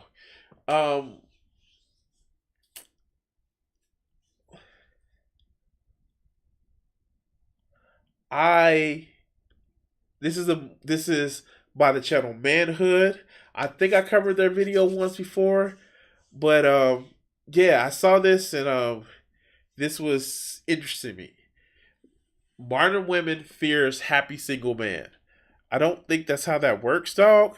But if you guess that's why it works, then okay, let's see what modern women fear. Let's go.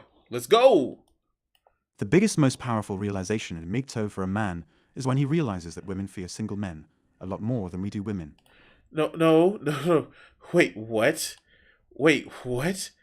How do you... That doesn't make any sense. You say that women fear single men more than we fear women. No. You're MGTOW because you're just old incels. That's all. I'm sorry to say, but the most of the reason why you guys don't have partners is because, to be honest, you're probably trash. I get it. After my... Damn, I can't even say that. After my separate... I can't even say that. I never had this, or I'm just going to be swearing off of women type shit. I've never had that. Even though I had a bad relationship with my ex, I never just thought I'm going to swear off women because women just don't get me. Like, no, it was just the woman I was with that didn't get me. But I found a lot of women after my marriage dissolved that got me and got what I wanted and ended up getting, me. But I never actually just blamed all women for the fact that one relationship didn't work out, because I'm an adult and I see people for who they are, not just some monolith. But, I guess these guys don't understand that, but let's hear them out. Most single men are simple. Yeah, fuck a trad wife. I'll take a modern woman anyway. Why take a woman that doesn't work and stay at home? I know, right? Look, even if my career could actually do it where my spouse or spouses, let's be real, I want two wives, didn't have to work, they would still have to do something with their day. And it's not cleaning up a fucking house, like taking care of kids. No, that shit is cleaning up a house and taking care of kids is some of the hardest jobs that people have to do. As somebody who had to raise my daughter, a child, and has a little thing depend on you, it's hard work. And most of these motherfuckers don't understand that. And it's not just hard because you have to do work for somebody. It's because you have to edify that person. And that takes strength. But a lot of these motherfuckers don't understand that because they think they did it all on their own. Never know, always being mama boy. Okay, I'm off on a tangent. Let's go. They're single because they're not high value enough. Or maybe no one wants them. Or maybe they haven't worked enough on themselves yet to earn the respect of women. Basically put, single men are scared of approaching women because they may come off as creepy and they will get rejected. I approach women all the time. I don't get it. And yes, some of it is through the internet. Of course, it's through the internet because,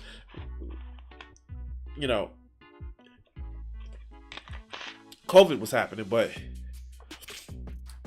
I didn't come out and say, yeah, let me see your tits. One, I can draw tits, obviously. Two, no, it's just it was more than just, yeah, can we fuck? Okay, except for the lifestyle shit. But still, it's a hi, can I meet you? I don't want to just meet your labia is the first thing to meet out of you. And a lot of these guys don't get that. They just think, oh yeah, sexy woman. Can I meet your labia? No, that's not how you start off a relationship, dog. All right, let's go. But what got me working is just what worked for me was just talking to them.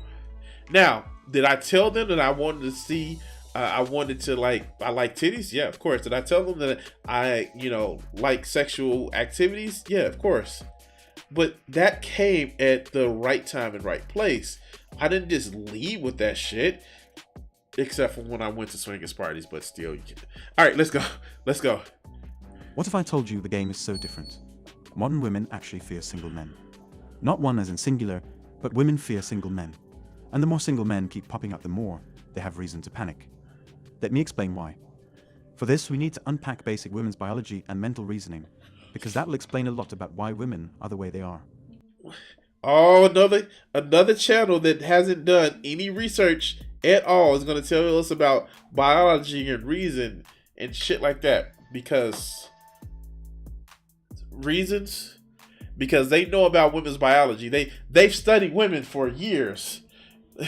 Never mind, their sources are like Pornhubs.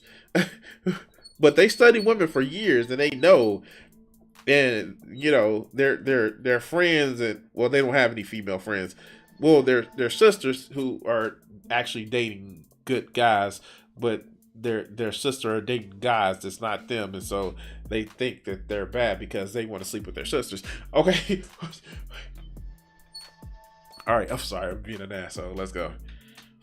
I've already talked about hypergamy on this channel, and how women are always looking out to bag the best man. You already know that, so... Wait. I love when these red pill channels say that, as if men aren't looking to get with the best women in their estimation. Like, I love it, man, because it's just like, you're doing the same thing that you're complaining about women doing, but because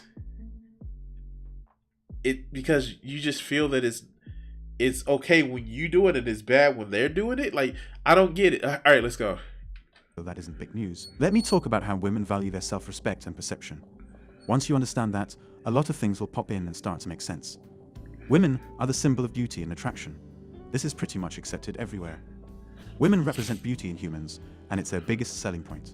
No, that's the tradition in a lot of Western countries. It's not the tradition everywhere, dog. Like, yeah, there's some, I hate to say it, beautiful men out there. But because you live in a system where you think what you say always goes ever, you know, you missing out on what other cultures can actually do. And I know the U.S. culture has been, you know, pushed out in so many different ways in so many different places, but it's still not ubiquitous as you think it is, my man. But let's go. That's why women are used as a symbol for lust and love. That's because the greatest arsenal of a woman are her looks. No, it's not. No. Only dumb fucks like you actually think that. Oh my god. If you think that her greatest arsenal, her greatest weapon is her looks, then you're fucked up. That's how you perceive the situation. That's not always the case. Like, this is what I mean. Personality means nothing. Strength of character means nothing to you fools. And it's just so telling. It's telling as hell that why you don't have the life that you want to have is because you boil things down to looks. And it's not always about looks. I will tell you that. It's not always about looks. And this is from a fucking artist.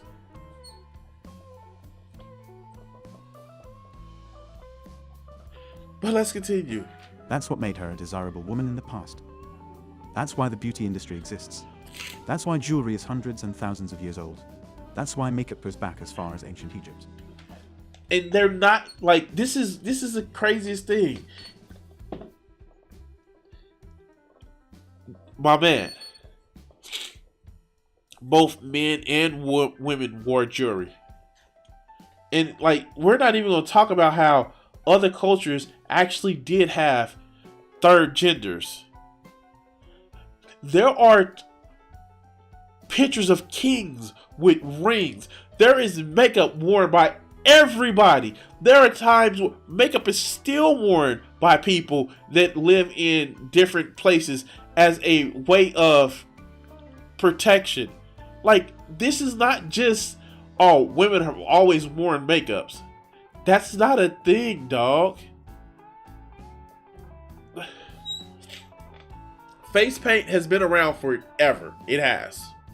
And there are people who still paint their faces that are not just what he would call women. But let's continue. Women base their value off of their looks. They value themselves by how attractive and desirable they look.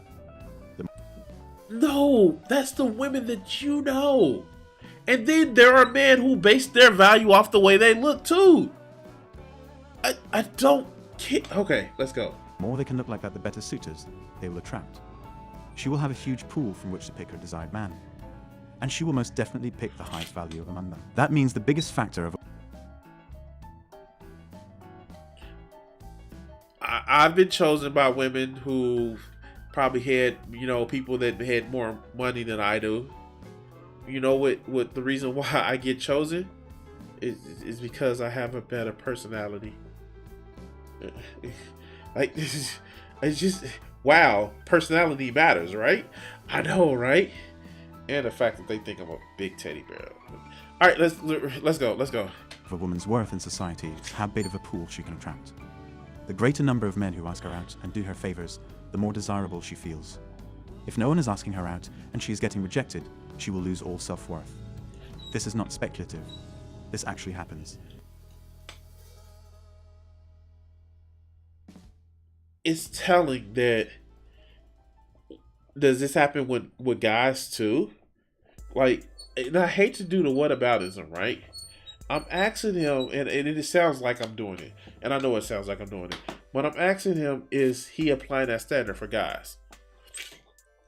Is he applying that standard for guys too? Because if he thinks that it's just women that does this, I want to introduce you to the real world that everybody does this, my man. Everybody does this. But let's go.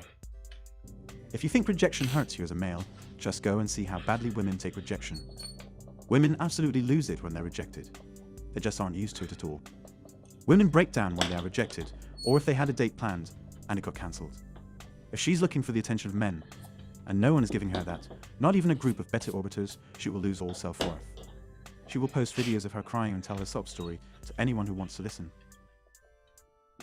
Hey, you know what? If that's the case, do it. Put the videos out here. Dude, where's your source? Where's your source? Because it sounds to me that you are the one who's making sad stories about how you can't get you a woman. Where's your source? Where's your source? You'll even find some women like these on TikTok. You tend to find them even more as they start hitting their late 20s and their list of potential mates is dwindling. Which brings me back to my original topic.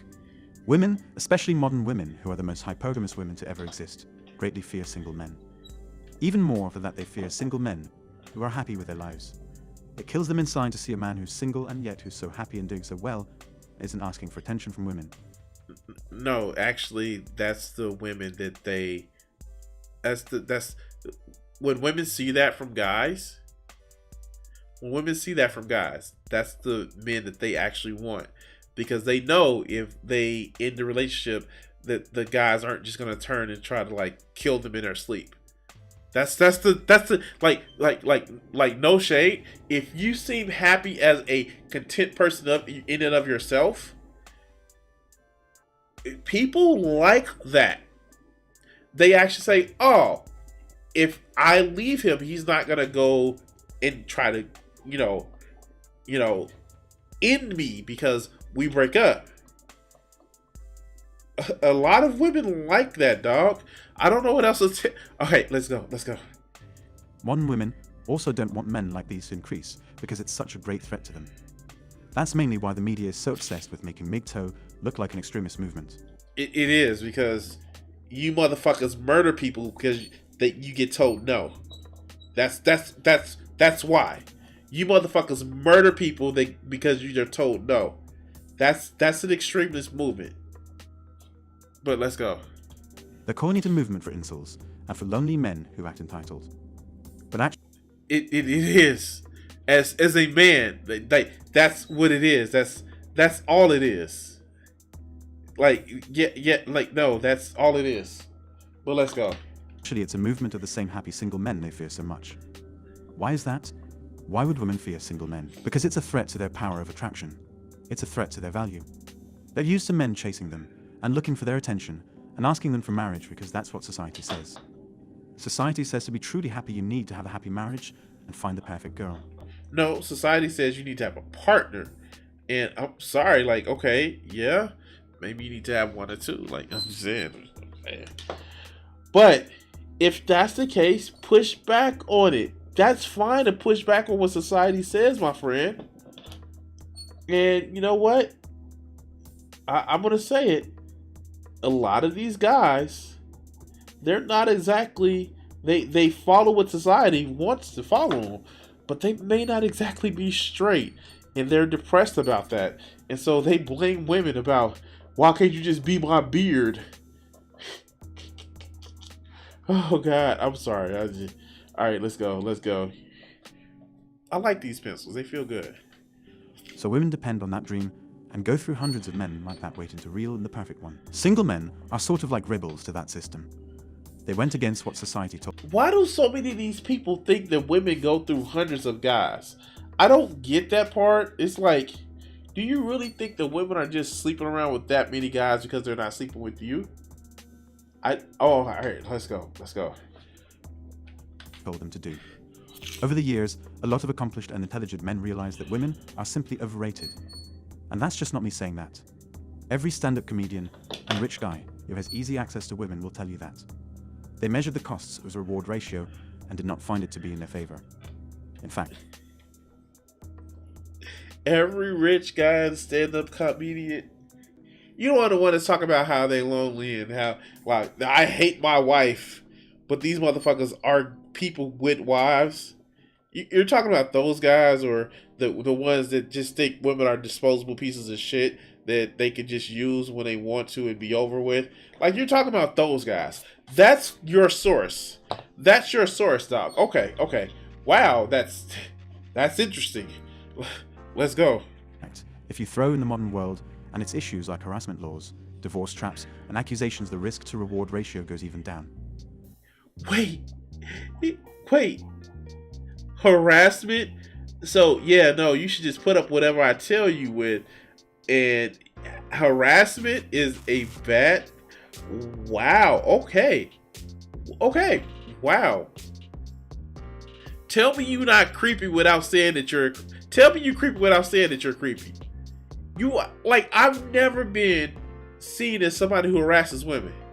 I make a pass at a woman, she's not receptive, I call it a day.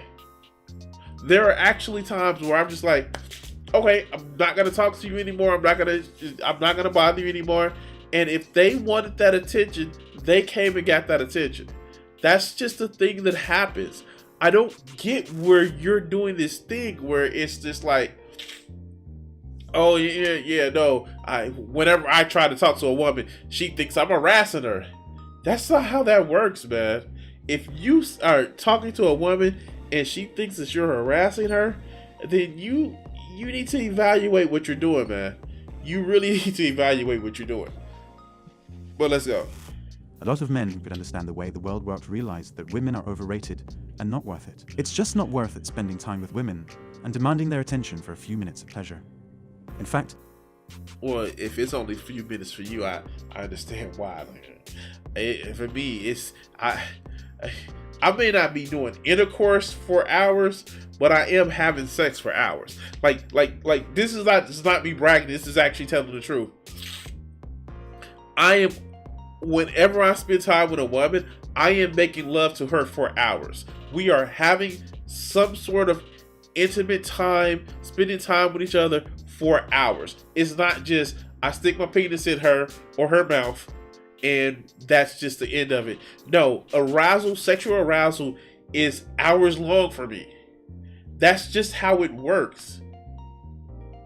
But fuckers like this who don't understand that, of course they're not going to understand the benefit of actually being intimate with a woman. And I know this is like heteronormative talk. And you guys, I know people who are not just straight. I know it feels like I'm just leaving you guys out, but no, but this is the mindset that a lot of these people have. They haven't opened up to the fact that, hey, maybe I'm not this fit in this particular box, and so maybe that's why I'm having a hard time. Before I came to the realization that I'm poly and I have to have some variety with the people that I love. I would just be like, huh, I gotta find this right woman. And then I was like, no, why do I have to find just one woman? Maybe I like a whole slew of women for a different reason. Maybe I can have a relationship, an intellectual relationship with this one woman, and she can feed me this, while I can have a physical relationship with this other woman, and she can feed me that. It's one of those things where it's just more than just, I need to get everything that I need from one woman. It includes the couple of minutes of having sex. This just not, it doesn't work that way. But let's go. Men get tired of women very easily. Men don't even derive their happiness from women, just a sense of victory and accomplishment. I joke about this, but he actually just said it. He gets tired of women easily, and it's about victory and accomplishment. Dude, just say you don't like women. Just say you don't like women. Oh my God, this is just letting me know that you don't like women. Say that, my man. Say you don't like women. Because no. I enjoy women. I enjoy spending time with women. I enjoy the body parts of women. I don't see them as a receptacle for my penis. It's things about women that I really, really like. Just because you don't, maybe you're not exactly straight. Okay, I'm sorry. I'm sorry to like assume, but like that's telling as hell. That is telling as hell. But let's go. Nothing else. A lot of men who had bad experiences with women just quit and start living their life as bachelors. They took up hobbies like working out and building something. They built businesses and started traveling and found a greater form of happiness. Happiness that a woman could never provide. It's not that Mito is made of single loner men who act weirdly. The threat is that it's made of high-value men, the kind of men women want to attract and settle with. The kind of men women like to manipulate. The threat is that these men understand female nature and no longer want to play that game. Even more, they got over their biological tendencies and stopped linking their happiness and self-worth to the women they could attract. Instead, they started depending on their purpose in life. That's a killer blow to the woman who's expecting men like these to hit on her in the club, so she can get free drinks, luxurious dinners, dresses, and post all about it on her social media. These guys no longer... Again, women are not monoliths. There have been women that I've actually dated or went out with or spent some time with that want these men to wine and dine her, to cater to her, and that's cool. And I tell them up front, that's not who I am. I'm the person that you sit back, watch a TV show with, or talk about politics, or watch anime with. That's who I am. I'm the person that actually will cook a meal because I want to try something and I want you to try it. If you're not fitting that standard, no matter how good you look, then you're not going to be my type. And I'm not going to be mad at you for it. And if you're wondering, like, I want to actually draw this, just to let you guys know. So, here. Like, I got inspired from this shit. Just closed it. And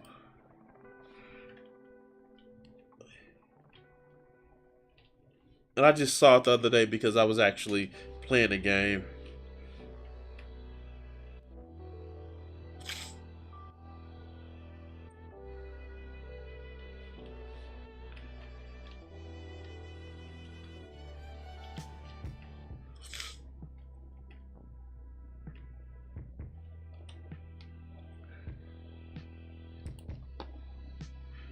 I wanted to actually kind of do, and I don't know what I'm making. Fuck.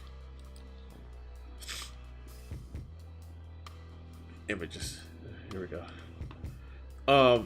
I don't know if anybody saw this, like from the God of War. I actually saw this right here. I want to actually do this picture. So this is like my reference picture.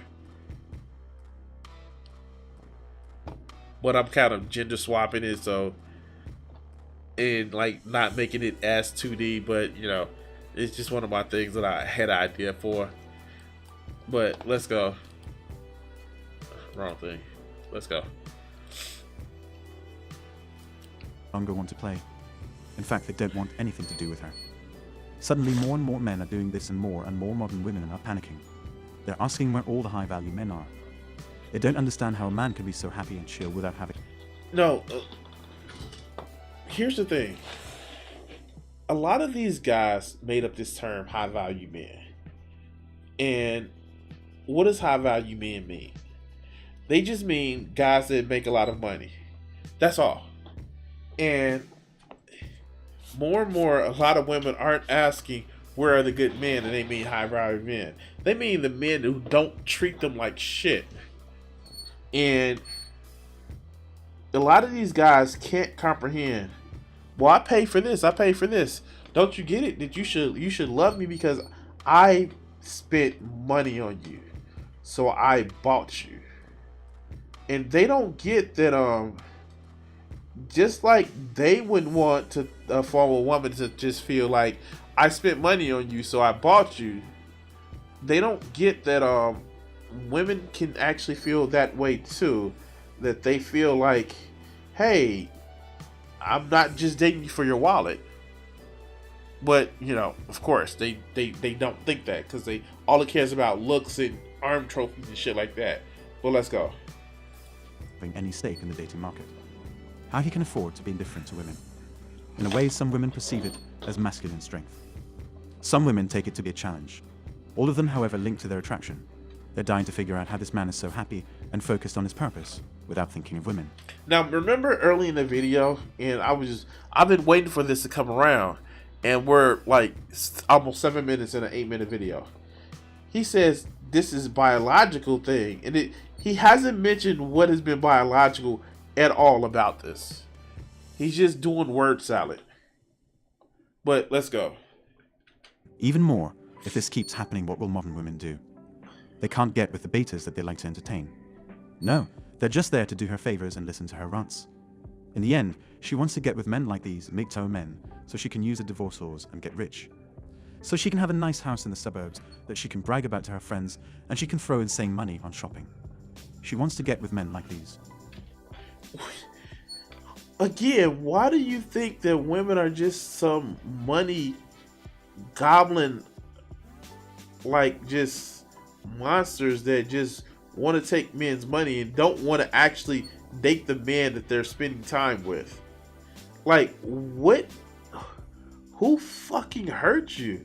That you believe that just like women are just out to just like be money hungry, and they like, I know his sources are mostly probably like those comics that he's mentioned that, yeah, these women, they just want to use you for your money. And like, he's actually taking the sitcom and actually believe that it's fucking true about what people really want out of relationships. And that's not the thing that happens, dog. Some people want friendship. Some people want time and togetherness. Some people just want to be touched and held. You don't see that? But let's continue. But if these men suddenly started going single and focusing on their purpose, it's a big, big threat. It's a huge threat. She has no power over men now. If these men inspired even more men, the women will be the ones chasing men. The men, however, will be too focused on their goals to care about them. Keep in mind that life does not go the same for women. Women's attraction and her beauty is limited. The moment she hits the wall, she will exit the dating market. No one will want her. I date women that's in their 30s and 35 and 40s. I date women I do.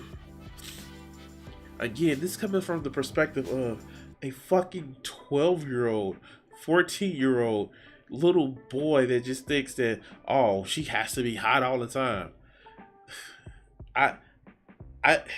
Yeah, sure. Let's go, dog. Let's go. A man, however, has nothing to lose by going single. His value will continue to rise. If she can't snag a man early on, she's in big danger. Even more, if the man seems to have zero interest in her, she's left with zero options. That's why women fear happy single men. That's it for today. I just can't with these guys. It's just like they're just so just destructive, not just of their own life, but they're trying to actually destroy other people's lives by saying, like, no, you have to follow the same path that I am. Even though I am angry and bitter and upset about everything in the world, you're supposed to believe what I want you to believe. And if you don't, then you're a simp. And it's just crazy to me because in the end, it just sounds like a lot of these guys are just hurting. And I'm sorry, man. Like, that's not how things work, man. And I just, again, as somebody who has had a relationship, long-term relationship, fall apart, I don't blame all women about the shit that happened. It's something that happened, and you know what? Hey, good luck next time. But anyway, like, share, subscribe, and all the other good shit. I want to say thank you for watching this video clip, and yeah, cut this video segment here. So it looks like we are done for the night. I'm gonna actually take some time, fix myself some dinner, and damn, I guess Sundays is becoming a regular night where we can actually just stream and have some fun. By the way, let's just take a look at some of the things that we're working on tonight. Oh, I'm starting to get congested because my furnace just turned on. So here, let's look at our artwork that we worked on tonight. This practice draw, yeah, practice drawing, but I'm gonna actually work on this a little bit more because yeah, I actually like the style. I was just trying the perspective where we can get the foot in right there, like that actually looks pretty nice, and I guess we'll work on it more. Then we get our warrior character, put some tattoos, look more like body structures, and we're actually gonna see how we're gonna work from this one. But alright guys, I want to say thank you for watching tonight. Look for the clips to be out sometime this week, and I want to say thank you for everybody who's donated. Thank you for everybody who's watched, and yeah, like, remember, touch titties always with consent, and let's hear some more of Richard. Peace. What do you think that these executives are afraid you're going to do to white America? Probably stop some racism. Stop racism? Yeah. I'm probably afraid of that because then people don't hate each other, then people start talking to each other, and then they start talking to each other, they find out who's the problem. Which is? Greedy people. Greedy people. I have a couple things I want to ask you there. Do you really think that some of the guys that you dealt with at NBC, no names, right? Because there's lawsuits for that too, that some of these guys really want to promote racism actively, or is it a subconscious? I just think it's part of capitalism, is to promote racism, you know, right? In order to make things work. If you feel better because you're white and you can get a job, you use that. I mean, you know, I would. Absolutely. Say, I'm sorry, Jack, but shit, they say I'm white. I'm going to use this. Right. Absolutely. Get this job. I'm hungry, you know. But and that separates people. So they keep people separated, and that keeps them from thinking about the real problem. That's as simple as I see it. Probably it's not that simple, but. Now, all right, you and I are about the same age, right? We're in our mid-30s. How long is it going to take before guys who think like you, and I say guys who think like me, people who don't want to have racism in the country, people who don't want to be oppressing any minority, whatever it is, sexual, whatever minority, really get into positions of power and can change things? You can't get in a position of power, it seems, if you think like that. It seems that the only time you get in a position of power is if you're like the people that are in power. To me, I mean, that's the way it goes. I mean, people that get to become executives become like the people that were already executives. I don't know, maybe... They go in with good intentions, but it eats them up. It's like a cesspool, you know, it just gets on you and it starts the system eating. levels them. Pretty soon it's all gone. Is that what a cesspool sounds like? Yes.